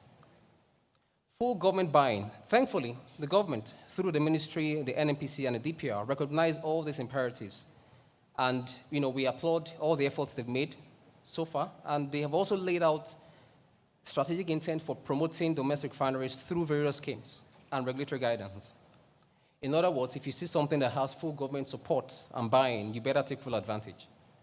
Walter Smith has worked within these guidelines to attempt to solve the problems identified above while creating value for ourselves and for our stakeholders, including our host communities. Now, project background and construction. We obtained the license to operate from DPR in June 2015 and obtained the approval to construct in March 2017. The refinery has an nameplate capacity of 5,000 barrels per day and is capable of delivering over 271 million liters of refined products annually, including DPK, AGO, naphtha, and fuel oil. Walter Smith then partnered with the NCDMB, who came on board as an equity partner, and also secured a senior credit facility from AFC of up to $35 million, along with Walter Smith's equity contribution, making up the entire $49 million required for the project. We signed an EPC contract in June 2018 with a consortium consisting of VFOs and Lambert, while also signing up Ocala Services as O&M contractors. We took FID in September 2018 and conducted a groundbreaking ceremony in October 2018, and then construction commenced the next month. This was expected to take place over a period of 18 months, taking us to March, April 2020, and the commissioning was planned for May 2020. The construction was carried out exactly according to schedule, as we were ready to commence pre-commissioning in April 2020. However, due to the COVID-19 related international lockdowns and the attendant travel restrictions, our pre-commissioning took much longer than expected, as the core pre-commissioning team could not arrive in Nigeria and were forced to work remotely for some time. Eventually, the team arrived in August 2020 and completed the pre-commissioning services over the course of the next 2 months. We obtained all the necessary DPR approvals in September 2020, conducted mandatory 72-hour tests between 29th and 31st October 2020, and released our first on-spec products right after. Finally, we commenced commercial operations on 3rd November 2020. And on the 24th of November 2020, the refinery was commissioned formally by His Excellency, the President of the Federal Republic of Nigeria, in the presence of several dignitaries, including the Executive Governor of Imo State, the Honorable Minister, the GMD, NNPC, and DPR Director. Today, as at 31st of May 2021, we have delivered over 90 million liters of refined products to the domestic market. We obtained our crude feedstock from the nearby Ibigwe field, but we're also tying up feedstock supply agreements with some of our partners, including Seplat and NNPC. Today, we are employing 31 Nigerians and 8 foreign consultants, representing over 80% local content. The percentage of Nigerians will increase over time as we execute a gradual knowledge transfer process, and as we build out remaining ancillary infrastructure, including a fully functional truck park. We estimate that we will create up to 1,000 indirect jobs over the medium term. This is the first step in a multi-phase strategy that would result in 50,000 barrels total refining capacity in the medium term. The subsequent 2 phases will be a combination of oil and or condensate refineries, subject to the quantum and type of feedstock available. We are at advanced stages of the groundwork required to deliver the expansion phases and are liaising with the relevant authorities and partners for the necessary support required. We hope that we have demonstrated the enormous value that can be created, not only for our immediate stakeholders, but also for the wider economy. However, you'll agree with me that developing and running the modular refinery is not without its challenges. There are a handful of financial, regulatory, and operational risks, as with any business. However, once again, we are receiving tremendous support from all our stakeholders in resolving these issues and ensuring a sustainable, successful, and profitable operations. We firmly believe this is the right thing to do in order to future-proof our business and to support the domestic economy. We hope to serve as a source of encouragement to the other modular refineries in various stages of development, and we believe that working together, we can position Nigeria not only as a regional refining hub, but also as a petrochemical and industrial powerhouse, befitting of our God-given potential. I thank you all for your attention.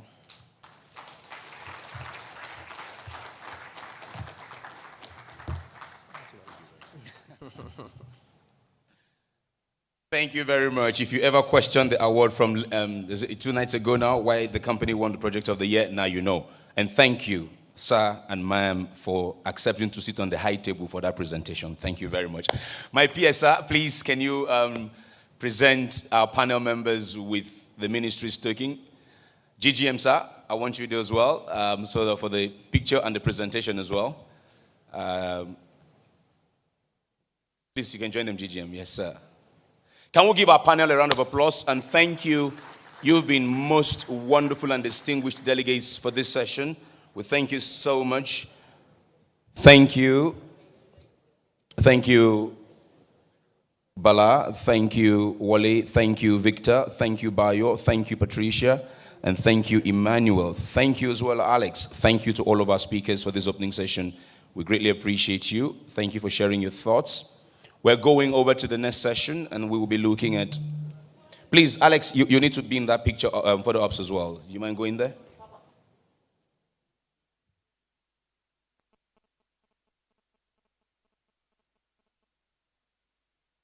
Oil and money, they go together.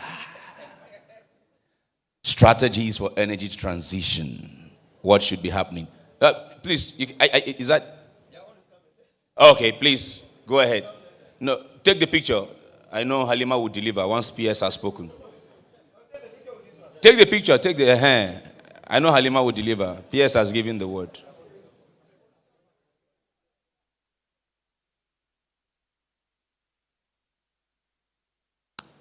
Yesterday I was saying, okay, can we begin the process, please? Once that picture is off, we'll just run the process. You're going to just give us a few minutes to get ready for the next panel session. Just 2-3 minutes. We'll get ready for the next panel session, and then I bring up the keynote speaker. I listened to a top executive. I will. I listened to top executives of the Inter-America Development Bank. I was saying yesterday, I think the man I listened to was the president or CEO or something. He spoke with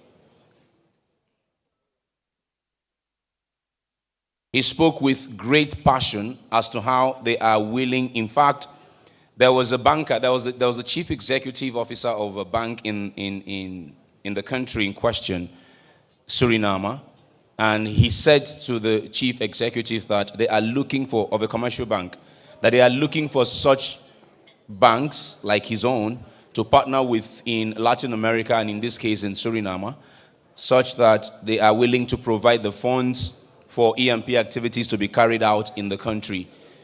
And that's the point I was making yesterday, that regional development banks in Latin America are focusing on developing the resources for the betterment of their people.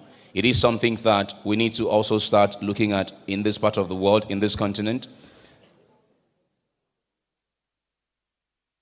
So, we'll be talking money and oil in this session.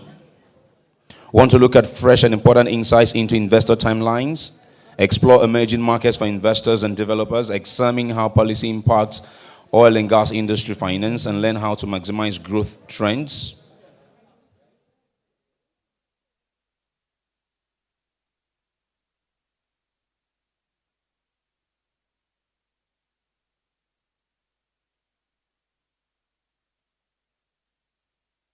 So we'll have a tone-setting presentation by way of a keynote, a session keynote. Once we're done with the session keynote, we will proceed to the panel itself, where Paul, Rosario, Tai, Adeyemi, Charlotte, Jean, Zijon, and Abayomi will be talking to us. So please, can we take a seat now? Thank you very much. Good morning, ES. Always good to have you in the room. And Mr. Shante, I appreciate your participation at this event from day one. Can we please give our brother from Ghana a round of applause? He's been here since we started.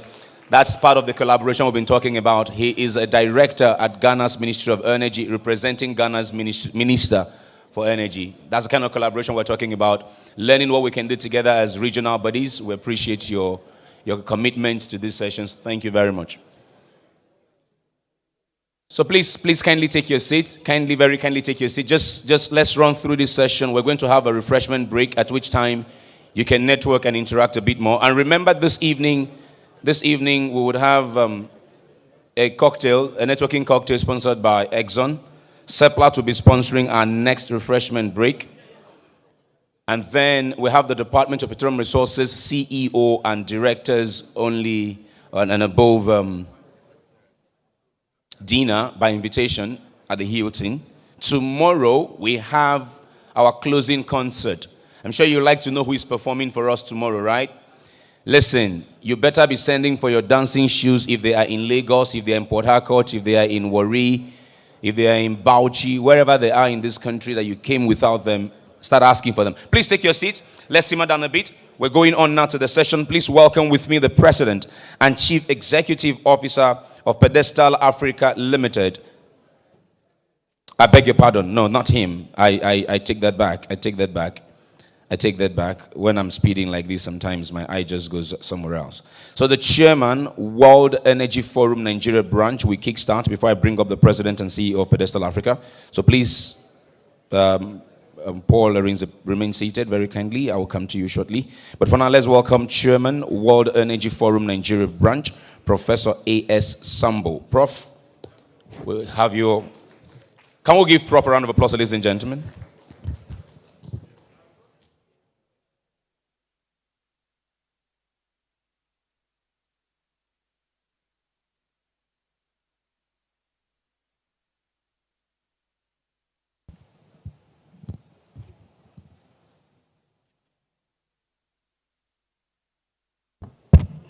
Thank you very much, Mr. MC. The Permanent Secretary, Federal Ministry of Petroleum Resources. Please permit me to stand on the protocol already established.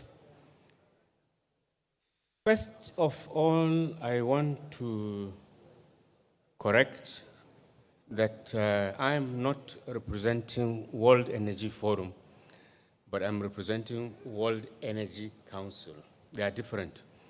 I'm the chairman of the Nigerian chapter of the council, and the World Energy Council is a not-for-profit international organization that is present in about 100 countries of the world. It promotes sustainable production and use of energy for the greatest benefit of mankind.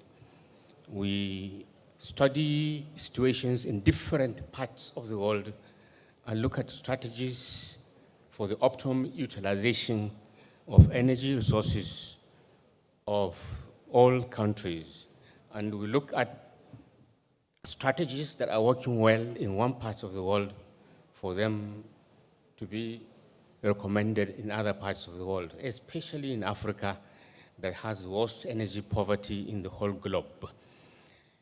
On the specific subject we are all gathered here for, the issue of investment under energy transition, I want to first of all inform this important gathering that what we have observed from the World Energy Council is that many of us in Africa don't even believe about climate change.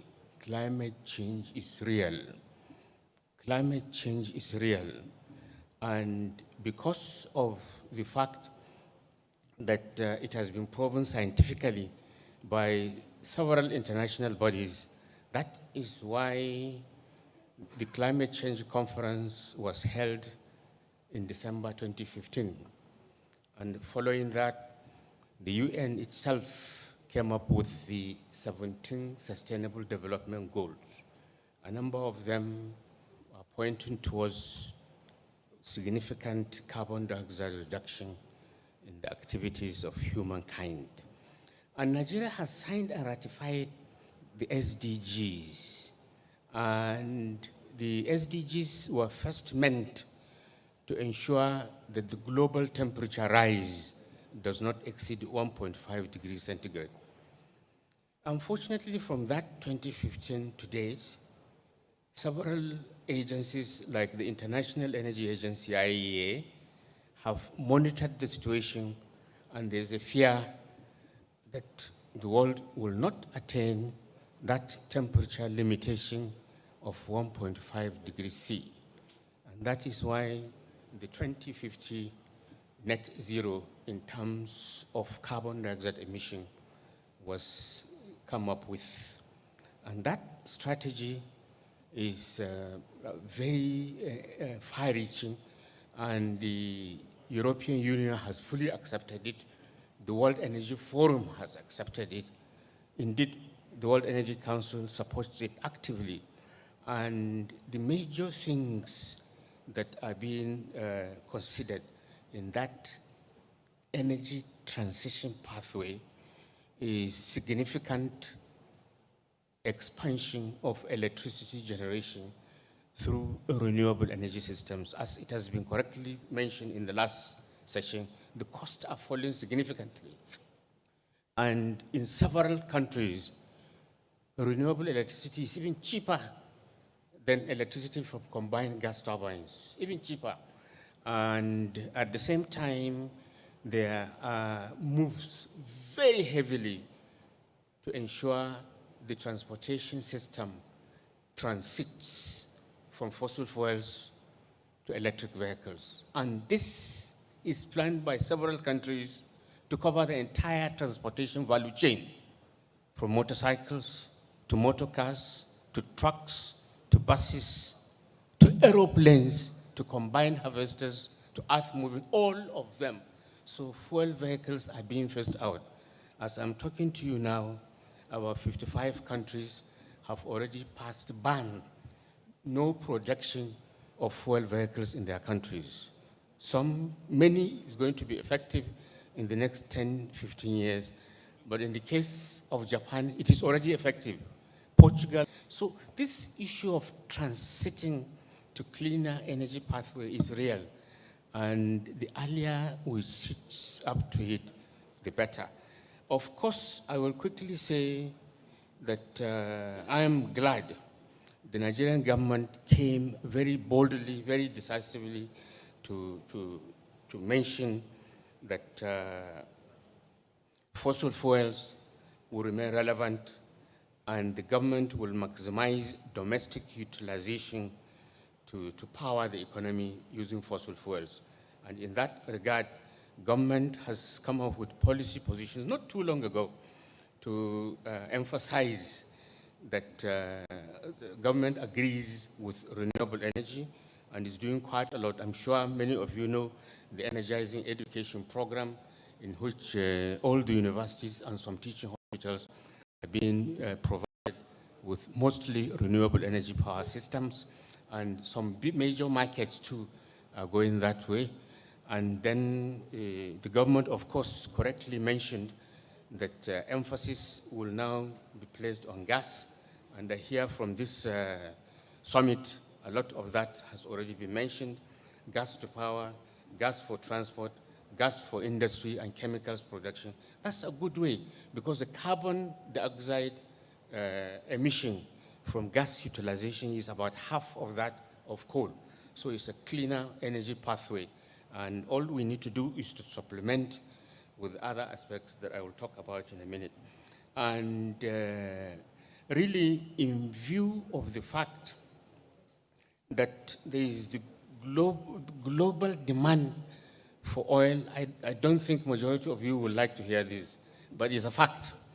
There is a falling demand for oil because of energy transition, and essentially because of the promotion of electric vehicles over fuel vehicles, and also because of the decarbonization that has been discussed here severally.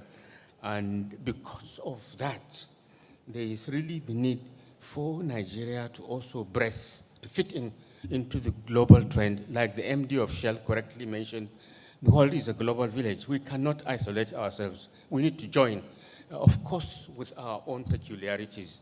And one of the major things that is there in the entire climate change stroke energy transition thing is that if a particular country decides to continue with the fossil fuels in particular aspect, there's a way to mitigate that, and two ways. Number one, plantations of trees, like Saudi Arabia has decided to do. Saudi Arabia said it can't stop, so it is coming with trees, because trees provide beautiful sinks to absorb carbon dioxide. There's also carbon capture and sequestration techniques, several of them. I had the GGM mention one, which is correct, the hydrogen one. That's another way. So if we want to continue with aspects of fossil fuels like the gas, we have so much gas, so we should go for these mitigation measures. Once we do that, we are good to go as far as sustainable growth and development is concerned.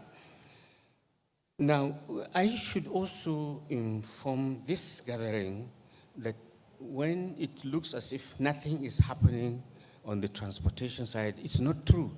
The National Automotive Design and Development Council is working with 3 universities, including my own, Usman Danfodio University, Sokoto, and we're working on the policies and strategies to entrench electric vehicles in Nigeria. And in the next few months, the NADDC of Jelani Aliyu is going to roll out to the public, of course, after government's approval, what the country is going to do. I am sure the NMPC will be sent the documents before it is finally approved for their comments and modifications. I'm sure it is going in that direction.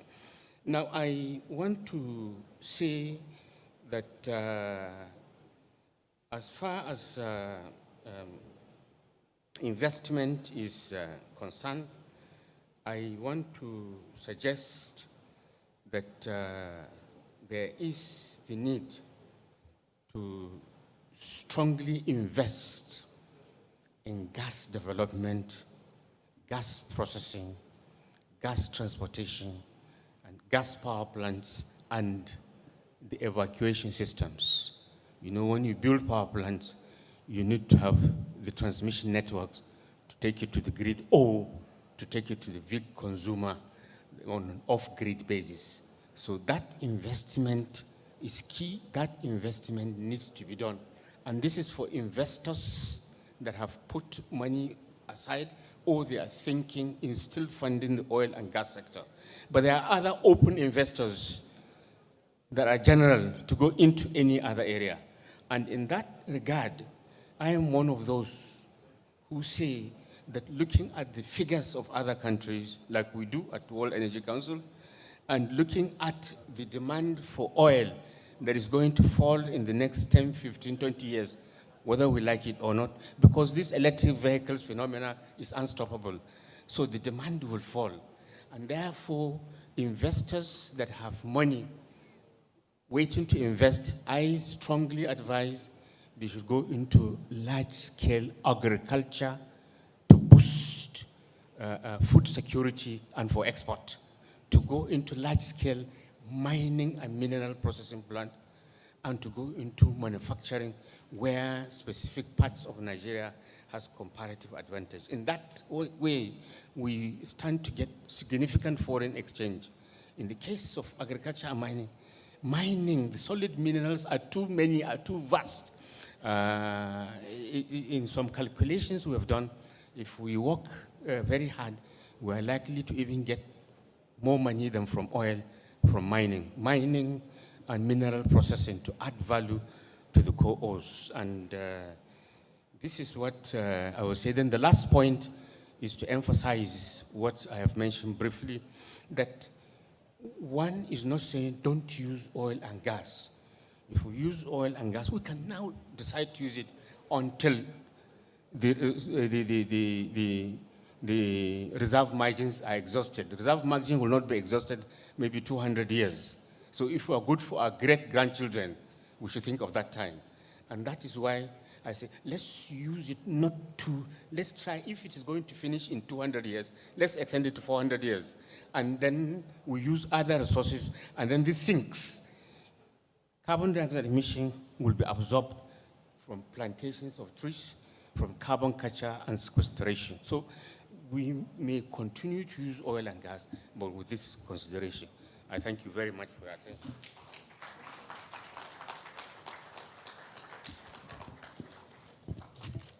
Thank you very much. And quickly, let me now welcome the Executive Secretary of Petroleum Contractors Trade Section on the panel. Welcome, Mrs. Rosario Oshobase. Rosario, you're welcome. Executive Director of Finance and Control and Chief Financial Officer for Total Energies is also on the panel. Mrs. Tai Oshisonya, you're welcome, ma'am. Chief Operating Officer Ventures NNPC, Mr. Demi Adetunji, is represented on this panel by Mr. Bala Wunti, GGM NAPIMS. Boss, you're welcome back again. And the Director, Corporate and Regulatory Affairs at AOS OWEL, Ms. Charlotte Essiet, is on the panel. Charlotte, you're welcome. Jean Bankole is the UNIDO representative to ECOWAS on the panel. Bankole, you're welcome. Okay, the regional manager Abuja and North for Old Mutual Nigeria, Mr. Abayomi Ayegbusi. Mr. Ayegbusi is on the panel, you're welcome. And we have our moderator, who is the President and Chief Executive Officer of Pedestal Africa, Paul Arinze. Paul, that screen in the middle is your friend. The show is yours. Welcome everyone to our panel discussion. I really want to thank Professor for the keynote address. I think he set our panel on a really vibrant note because he touched on some of the developments in the world that we need to be mindful of and even made a couple of recommendations as to how we want to go about it. But for my formidable panel, I think I'd like to give you some thought starters, just to help you think about what challenge we have before us this afternoon. The latest energy investment report of the International Energy Agency has this to say. It says that this year, and this is good news, investment in energy has recovered by 10% to about $1.9 trillion globally. So right out of the pandemic, we are getting into a new thrust of investment in energy. But here is the kicker. This is the 6th year in a row that investment in energy has been mostly in non-oil energy investment, particularly electricity, rather than oil and gas, as we know it. The other thing to bear in mind is, as has been highlighted earlier, the invasion of the boardrooms and the courtrooms by the green energy capital and those that represent them.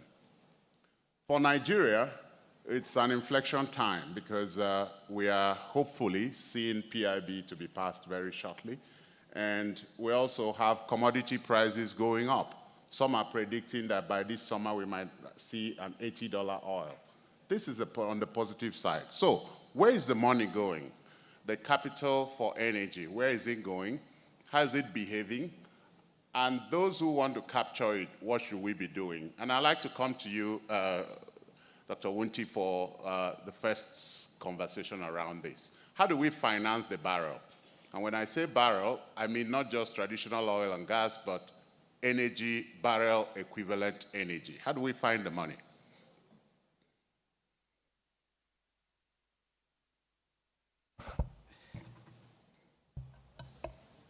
Well, Arinze, you know, looking for money is always not an easy thing to do.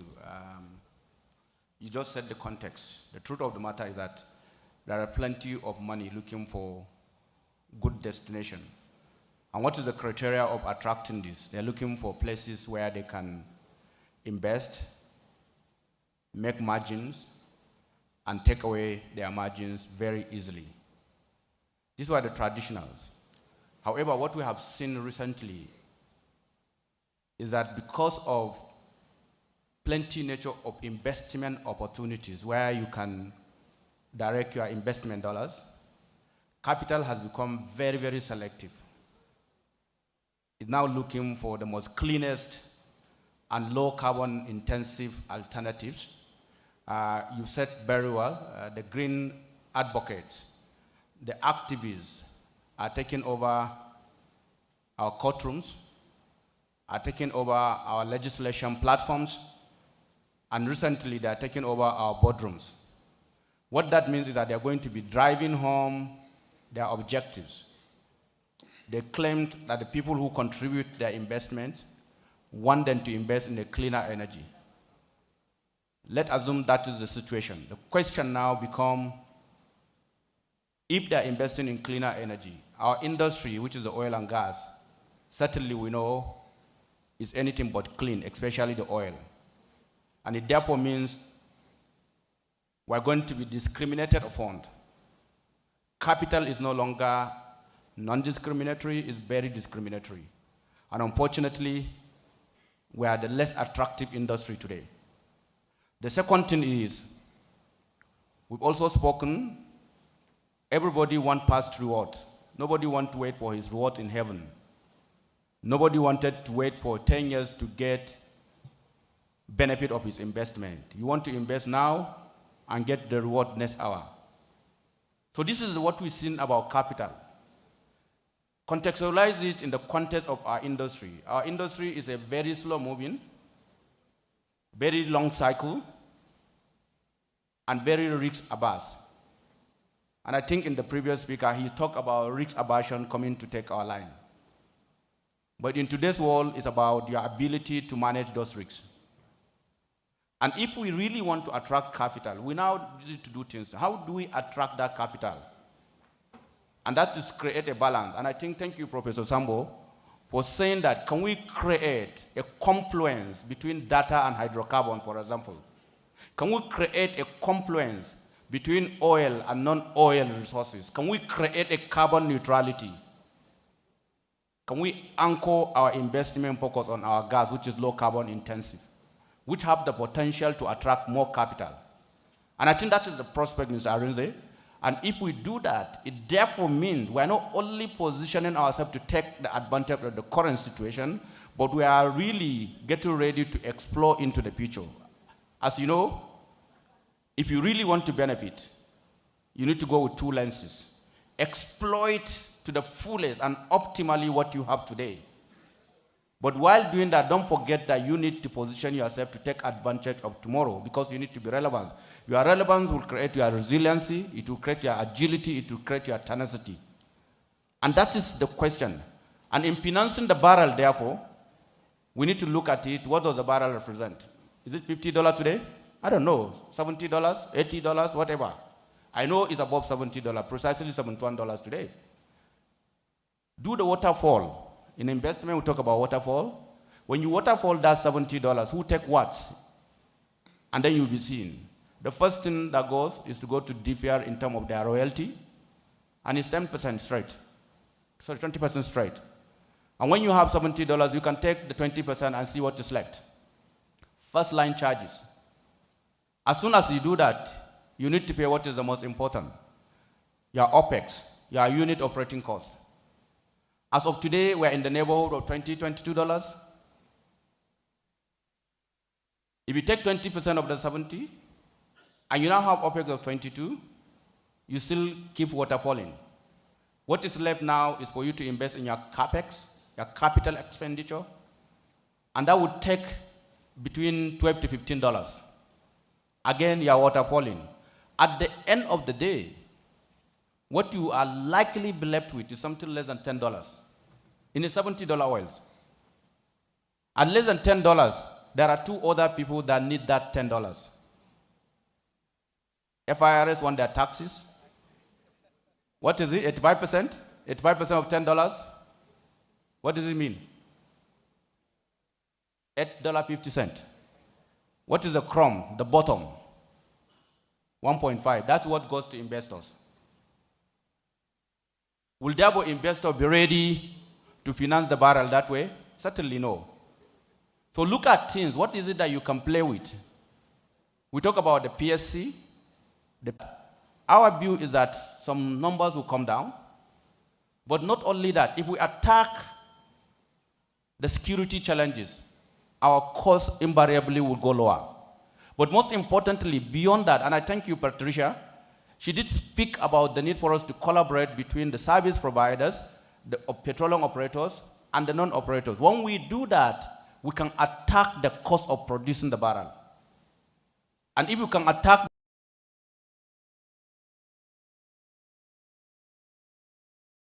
mean that we're going to share between the taxman and the investor will increase to $20, to maybe more than that. The higher it is, the better. At the end of the day, we need to see what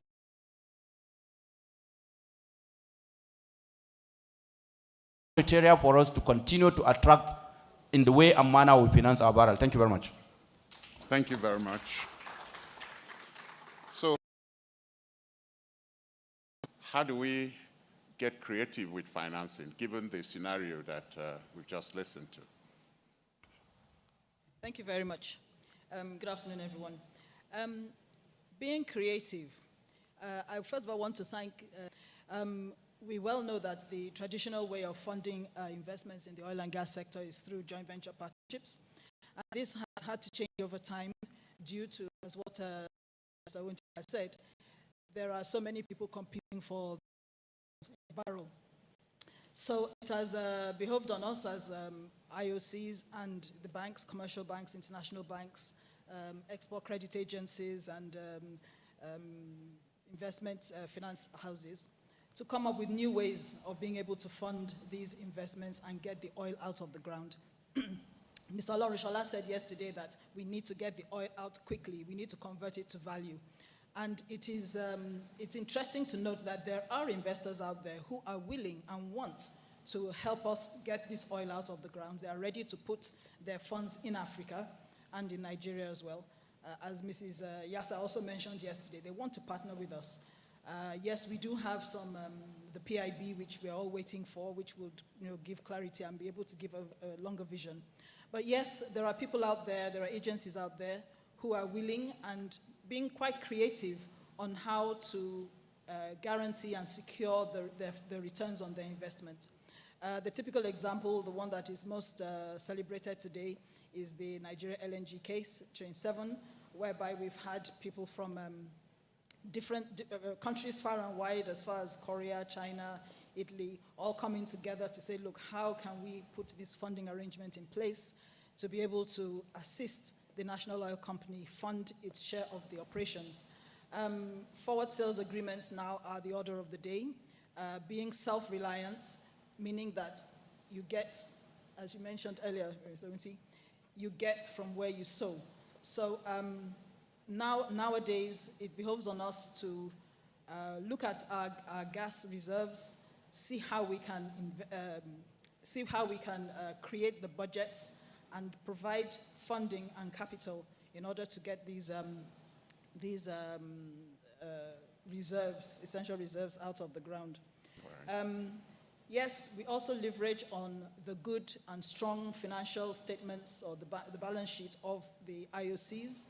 That's what the investors look for. That's what the financial institutions look at. And at the same time, yes, it's oil, yes, it's gas. The investors know this, and they challenge us to say, we want it cleaner, we want it cheaper. So how are you going to do it? We want to see your environment risk assessment. We want to see your mitigating rules before we'll put our dollars into the investment. So yes, they're thinking outside the box. They're being very creative. Thanks to N.P.S, who has stepped back a bit to say, okay, give us a proposal. What can you give us? How can you do it? What's the time frame? What's the interest like? And yes, the financial institutions are ready to help us. Thank you. Thank you very much, Tai. So the GGM NAPIMS has given us a broad overview of how the energy transition is happening and the impact on our country. And Tai just told us about how we can finance, how we can get creative with financing using all the instruments on the table. The question to ask then is, how do we leverage technology in order to make sure that as a country and as a continent, we can attract investment in a very, very dynamic environment that we have now? To talk to us about this, Rosario, You are the Executive Secretary of Petroleum Contractors Forum. What's your thoughts on this? Okay, thank you very much, Mr. Paul, and good morning, audience. I think it's a very interesting question, and as the Executive Secretary of the Petroleum Contractors Trade Section, I think our member companies are well positioned, in leading, service and technology deployments, not just in Nigeria, but across Africa and globally as well. But probably just to help us, I think Professor Sambo laid a very good foundation, and some of the comments, from the earlier panels already allude to the fact that a transition is imminent. But from the statistics standpoint and looking at the gaps that we have, across Africa, World Bank states that Nigeria has about 45% of energy, of the population lacking energy access. And then across Africa, the number is even higher, I think roughly about 50%, precisely about 800 million people lacking access to energy. So I think this gives the imperative for, a very strong and commitment from the African leaders on energy transitions. How do we go about it, would be the question. Considering that, Tai has spoken into the financing aspect, and the GGM has also spoken into how we need to begin to find creative ways of financing, the energy transition. The understanding based on the International Energy Agency is that we need about $100 billion in the next 10 years to electrify access to energy across Africa. That's significant. It means also that, technology has to be somewhat the differentiator to make sure that that access to energy across Africa, is sustained. In that sense, Nigeria is strategically positioned. First and foremost, we lead the chart on the oil and gas industry or the petroleum industry across Africa, so we can continue to take that lead position in the energy transitions as well. We have the supply, we have the raw materials, we have the hydrocarbons, where Nigeria has taken a position, and I agree with that position that we should begin to consider transitioning from oil to gas as our own response to the energy transition. I think it's not a one-size-fits-all approach for all countries, because every country would approach the transition according to their own level of development, according to all the factors that are enabled in their specific country. And I agree with the position of Nigeria to transition from oil to gas. So from a supply perspective, I think we have sufficient resources, abundance of it actually, to drive that transition. And then from a demand perspective as well, 200 million people in terms of the stats in Nigeria means that there would always be a demand for energy, not just in Nigeria, but across Africa. And again, technology would always be at the forefront of enabling, that access to energy. Well, in response to your question, I think that from a technology standpoint, I would like to coin it as the 3 Ds.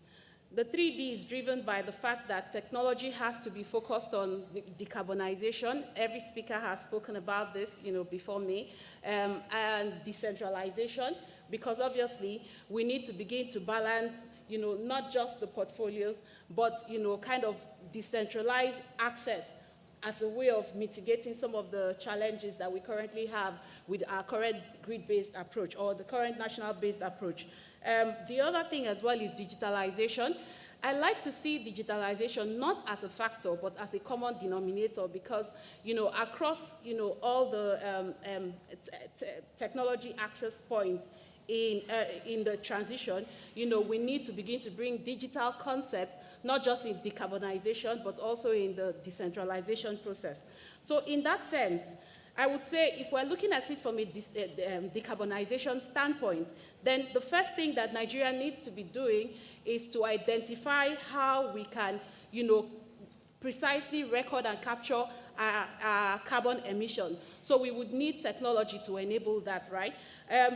Some of the technologies that are currently existing globally are all the drone technologies, satellite technologies, which we currently have, and we can begin to leverage to monitor our levels and report these levels, because part of the ESG mechanisms is that we have to be able to monitor KPIs in our energy transition targets, depending on the approach that we take.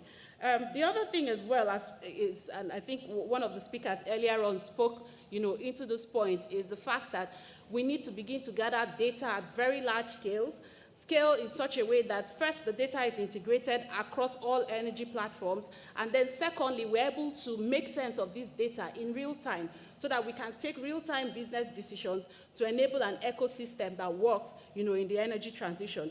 And of course, poised and positioned with a prolific gas reserve, we can begin to look at the second phase of decarbonization, which is centered around carbon capture. And because we already have huge reserves, I agree with the speakers who have said we should leverage what we have. So what we have are the reserves. We can begin to target specific R&Ds and technology for absorption, for membrane separations, and all those techniques that we require, to be able to capture, carbon as a way of reducing our own footprints here in Nigeria. We're already positioned in the value chain for that as oil and gas, as a leading oil and gas industry, and we can continue to build on that, for the future. The third point, obviously, is on the storage. It's a very key point because, we, again, have very deep, geological formations. Very many years ago, I think 15, 16 years ago, I worked on the Bonga field, with water depths of over, if I recall correctly, 4,000, 5,000 meters. So what this means is that we actually have access to geological formations that can help us or align us to begin to capture and store, these carbons in the most innovative ways, leveraging technologies, that could help us gather the data in real time of the formation, data such as temperatures, the pressures of the formation, the trapping mechanisms of the formations, and all those permeabilities, and all those parameters that can tell us, how prolific these formations are as a way of channeling the CO2 that we capture back into these reservoirs and then sealing them there permanently. So these are some of the mechanisms and some of the technologies that we can deploy, right? And then finally, we have, obviously, transport infrastructure. I think the earlier speaker spoke about that, pipeline of network of pipe. We have, as Nigeria, as a country, we already have a network of pipeline infrastructure. Right. How do we enable smart, let's say, smart pipelines and specific pipelines that are, let's say, already enabled for the energy of the future, in such a way that the specifications are rigorous enough to be able to withstand the sort of fluid or the sort of gas that will be passing or conveying through those pipelines. I think the biggest disruption, right, in the decentralization perspective in terms of technology is going to come from the grid-based approach, where we need to decentralize our national grid and look at the national grid as a backup. And, focus on, let's say, tailoring solar-based energy systems, not just to home solar usage, but also to commercial and industrial usage. I think this is going to be the biggest disruption. And I think a lot of the speakers have said we should position ourselves in the value chain in such a way that we are not coming to the value chain at the end of it. If you're looking at the S-curve of innovation, it's very important that we target the S-curve at the right time. It's either at the beginning, where you're leading the technology, or somewhere at the middle of the S-curve, where the technology becomes cheaper. And for a country like Nigeria, I think it makes sense that, we target, as a way of lowering the cost.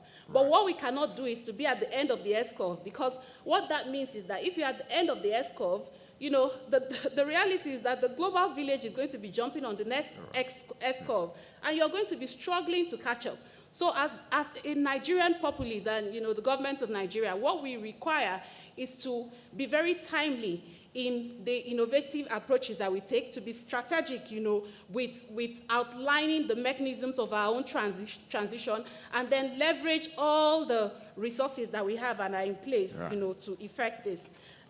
Just probably to wrap, you know, I already spoke into digitalization. However, I'll let you wrap. Yeah. Okay. All right. Maybe if we get a chance, we might. So, I'm actually concluding. There are Yeah. very big trends globally. We have Yeah. the Internet of Things, we have AI, we have blockchain, Yeah. right, to increase transparency, Right. right? We have smart grid technologies. All these technologies, from a digital perspective, we can begin to integrate them into, you know, the different aspects of, you know, the technology approaches or the technology mechanisms for the energy transition as a way of responding. Of course, the enablers have to be around the policies, the strategy. One other enabler also is the operations and maintenance, which is a big challenge for Nigeria because we put a lot of infrastructure on the place, but we let them eventually, due to underutilization, either run down or eventually, you know, just grow old. So we have to bear in mind that as part of the transition and to keep our costs, you know, on the low side, we need to continue to have that mindset of, you know, operational turnaround as a way of going forward, as a forward approach, you know, to the energy transition. Thank you. So much. Thank you so much. Well, you'll agree with me. That's quite comforting coming from a representative of our body of contractors in Nigeria. So we certainly will make a leap there. Can I come to you, Charlotte? Yes. You look after ESG, which is environment, social, and governance. Yes. It used to be a lot of talk just about environment impact of oil and gas operations. Now the waterfront is broader. Tell us about that. What should we be thinking when we think about investment and ESG? It's so nice to be here, and of course seated with very strong personalities. And at this part of the forum, I'm sure I'm speaking last, so it's nice to just say, as they said. And of course, sitting with the most diverse panel of NIPS 2021. So COVID-19 has made us all understand the need to move in a swift role or response with the awareness of sustainability, and which is what ESG is. A few common factors of ESG for us to just understand. So on the environmental end, there's the climate change, and of course, everybody has spoken about that, which consists of energy emissions, product carbon footprint, financing environmental impacts, climate change vulnerability. Now let's go into the natural resource under environmental. There's the water stress, there's the biodiversity and land use, and then there's the raw material sourcing, where we have in abundance here in Nigeria.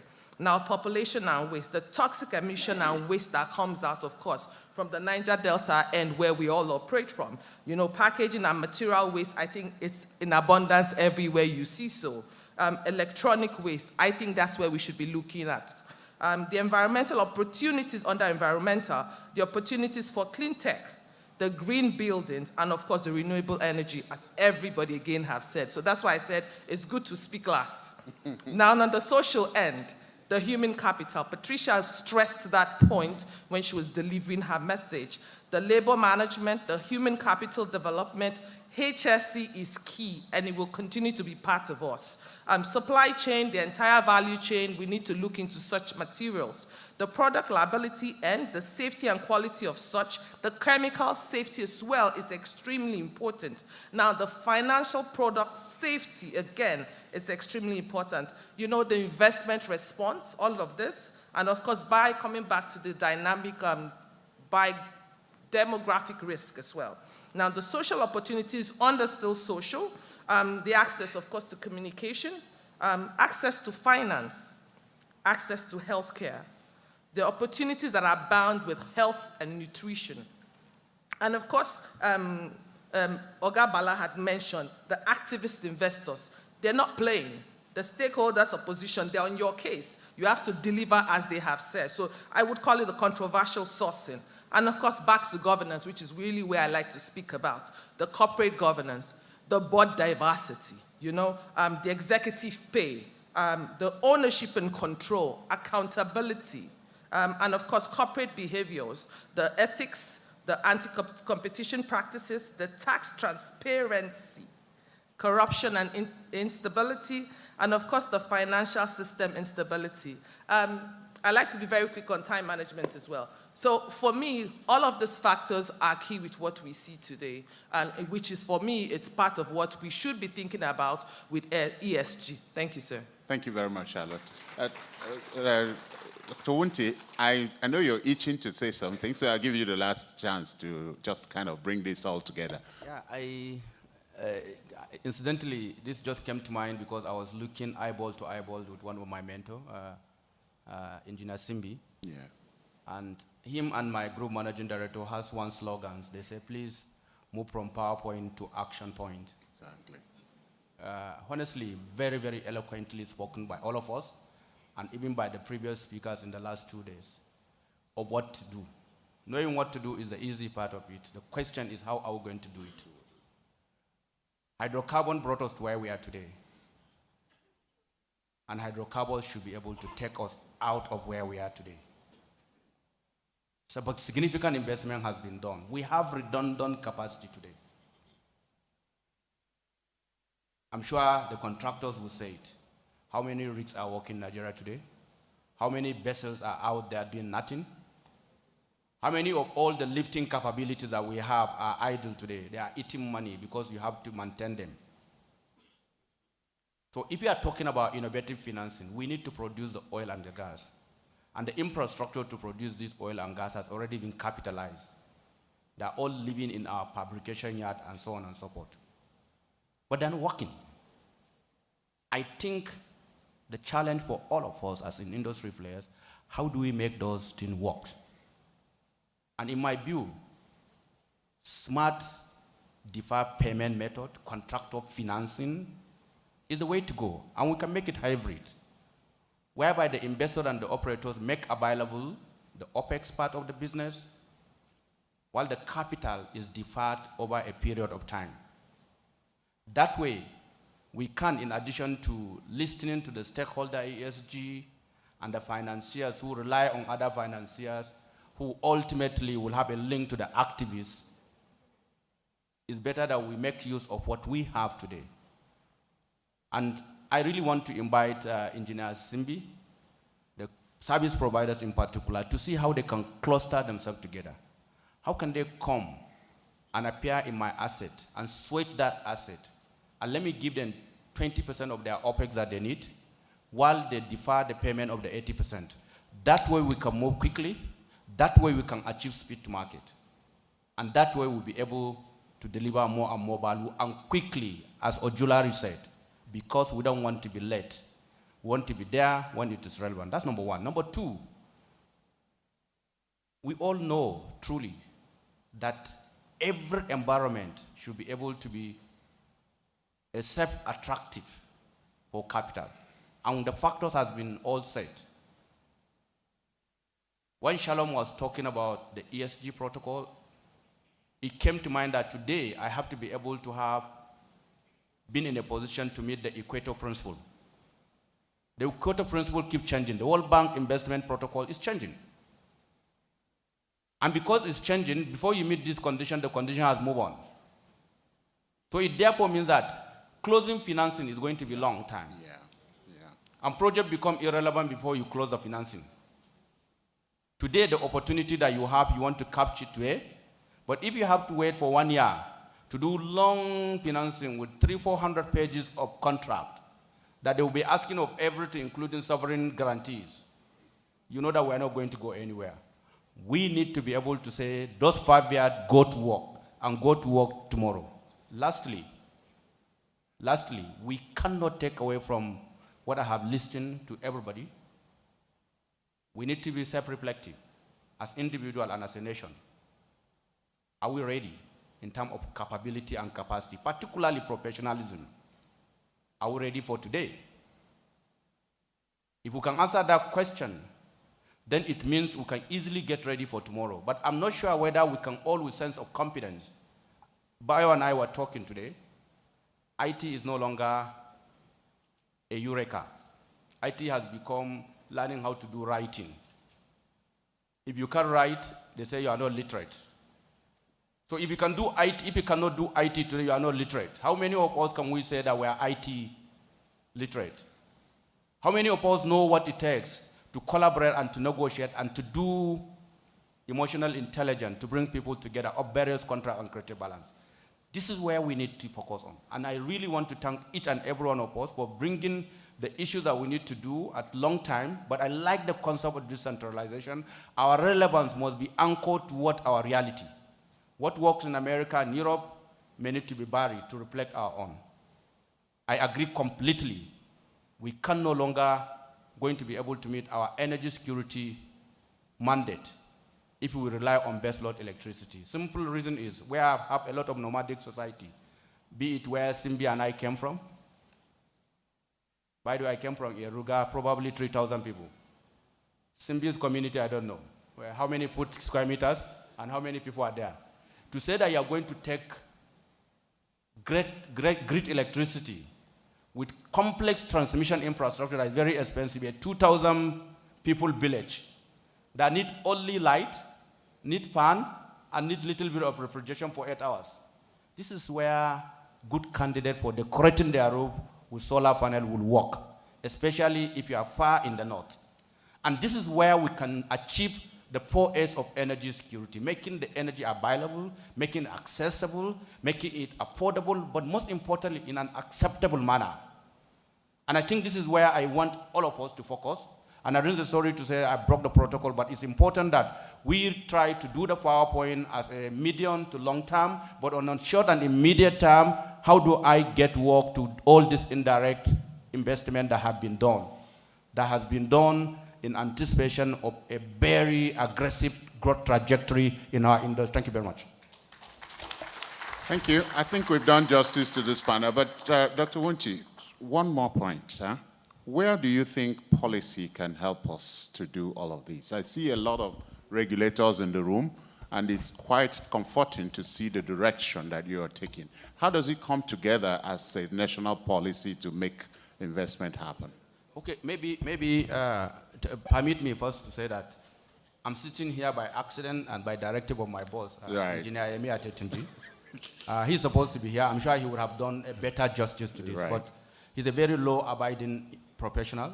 He just came back from travel, and you know there's travel restriction, and he's now observing the isolation protocol. He's very well. He doesn't have COVID. He doesn't have anything, but he needs to be sure that he's so. I really thank him for giving me the opportunity.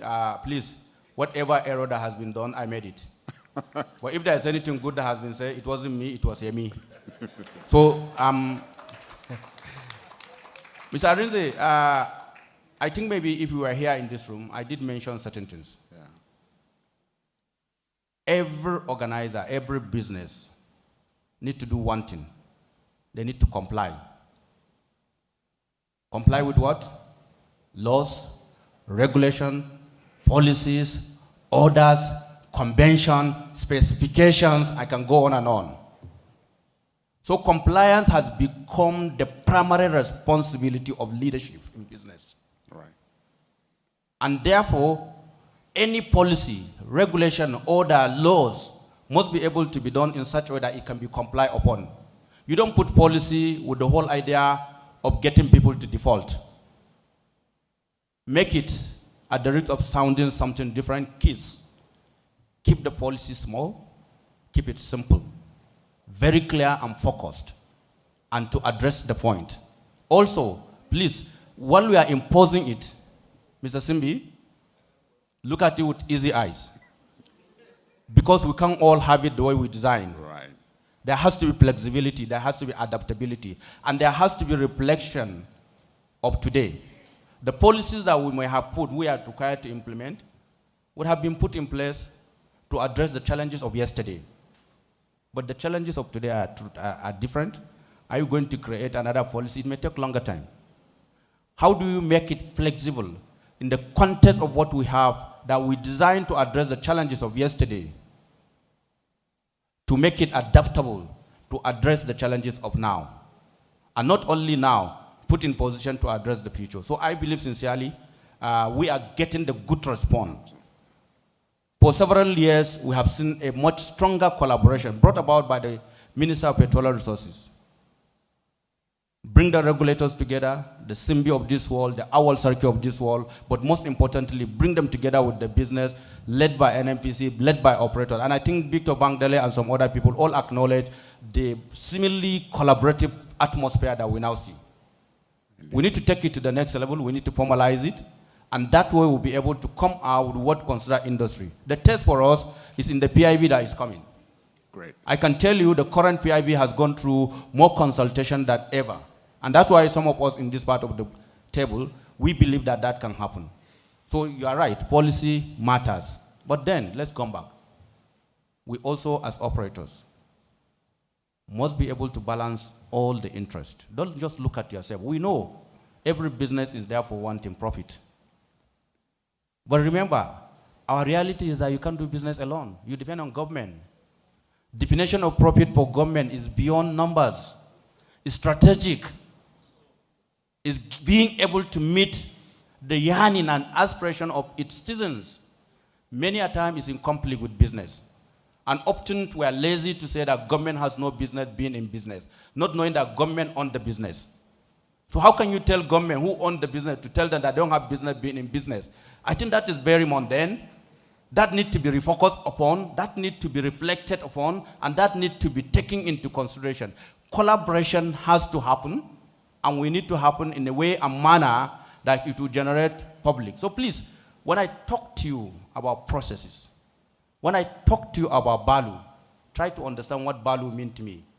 Because I represent 200 million people, diversity, interest, you only represent a couple of shareholders who only need one thing. So yes, you and I represent companies. Your C, as I always tell Bio, is company. My C is a country. And that country is a very special, blessed country called Nigeria. And so there's no way, if you don't listen to me and you don't see where I'm coming from, where I'm promoting the government interest, which ideally you should key into it, that we can have a convergence. And without that convergence, it would be very difficult for us to be able to operate together. Finally, distinguished ladies and gentlemen, our policymakers are here. We should not lose sight that technology has come to stay. Data and data-related things have come to stay. Energy transition has come to stay. We also recognize that oil and gas is not in a good speed to change. We're always slow. This forum should be able to bring about the confluence of data and energy transition and the hydrocarbon industry. And there's a lot of opportunity that we can bring together. That way, we'll be able to confidently position ourselves for perpetual compliance, perpetual collaboration, and perpetual competitiveness of our environment. Thank you very much. Thank you. Thank you, everyone. Thank you. Right. Just give me a moment. Thank you very much. I mean, speaking about policymakers, we keep making steady progress in this industry. In this industry towards this is the Baba syndrome. Yeah, I mean, there's a Baba that always does this when he wants to speak. So if you know him, you know I call him Baba syndrome. Anyway, don't tell him I said that. You know he always comes back for you. Okay, thank you. Thank you very much, distinguished panel. Thank you so very much. So speaking about policymakers, I just want to congratulate. I don't think many in the industry are aware, but those who follow news every day are aware that our very own engineer Saidu Mohammed is SA to the president on gas. So these are the policymakers we're talking about. Thank you, sir. I know you don't like it, but I know. But it's difficult for a big fish to hide. It's very difficult. To the minister, okay, to the minister, thank you. Okay, so the error is the person that typed it. The person that typed it, maybe is, okay. I rest my case. Thank you very much. We're going to go on a break, 20 minutes break, sponsored by Seplat. Seplat sponsors our networking break, tea and coffee for the next 20 minutes. By my time, it's exactly 12 o'clock. At 12:20, we'll come back. But please, before we rise, allow my PS, Permanent Secretary, to present our usual ministry token to our speakers. Thank you. Yes, Professor needs to be here as well. Can we give the panel members another round of applause? Thank you very much.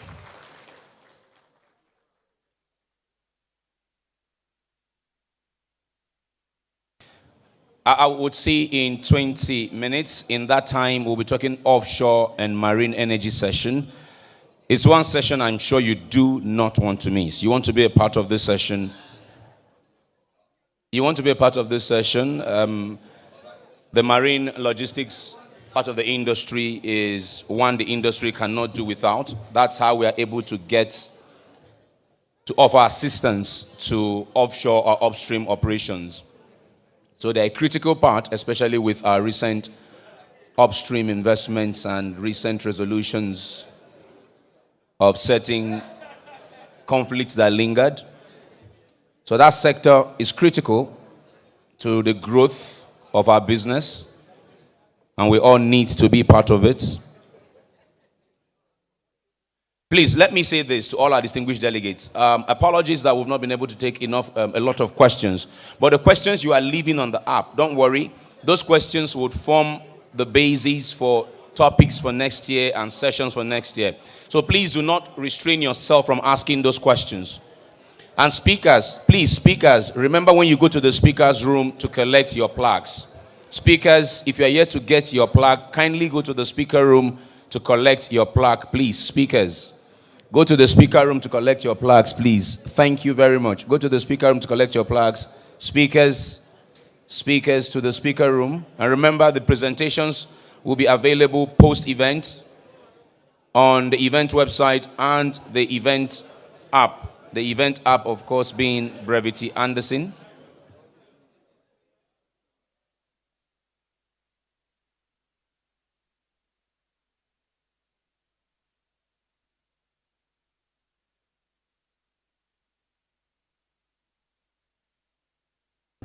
And on www.nigeriapetroleumsummit.com. Those are the two places you would find the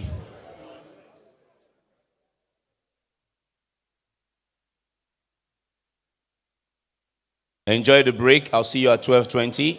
Please do well to come back at 12:20.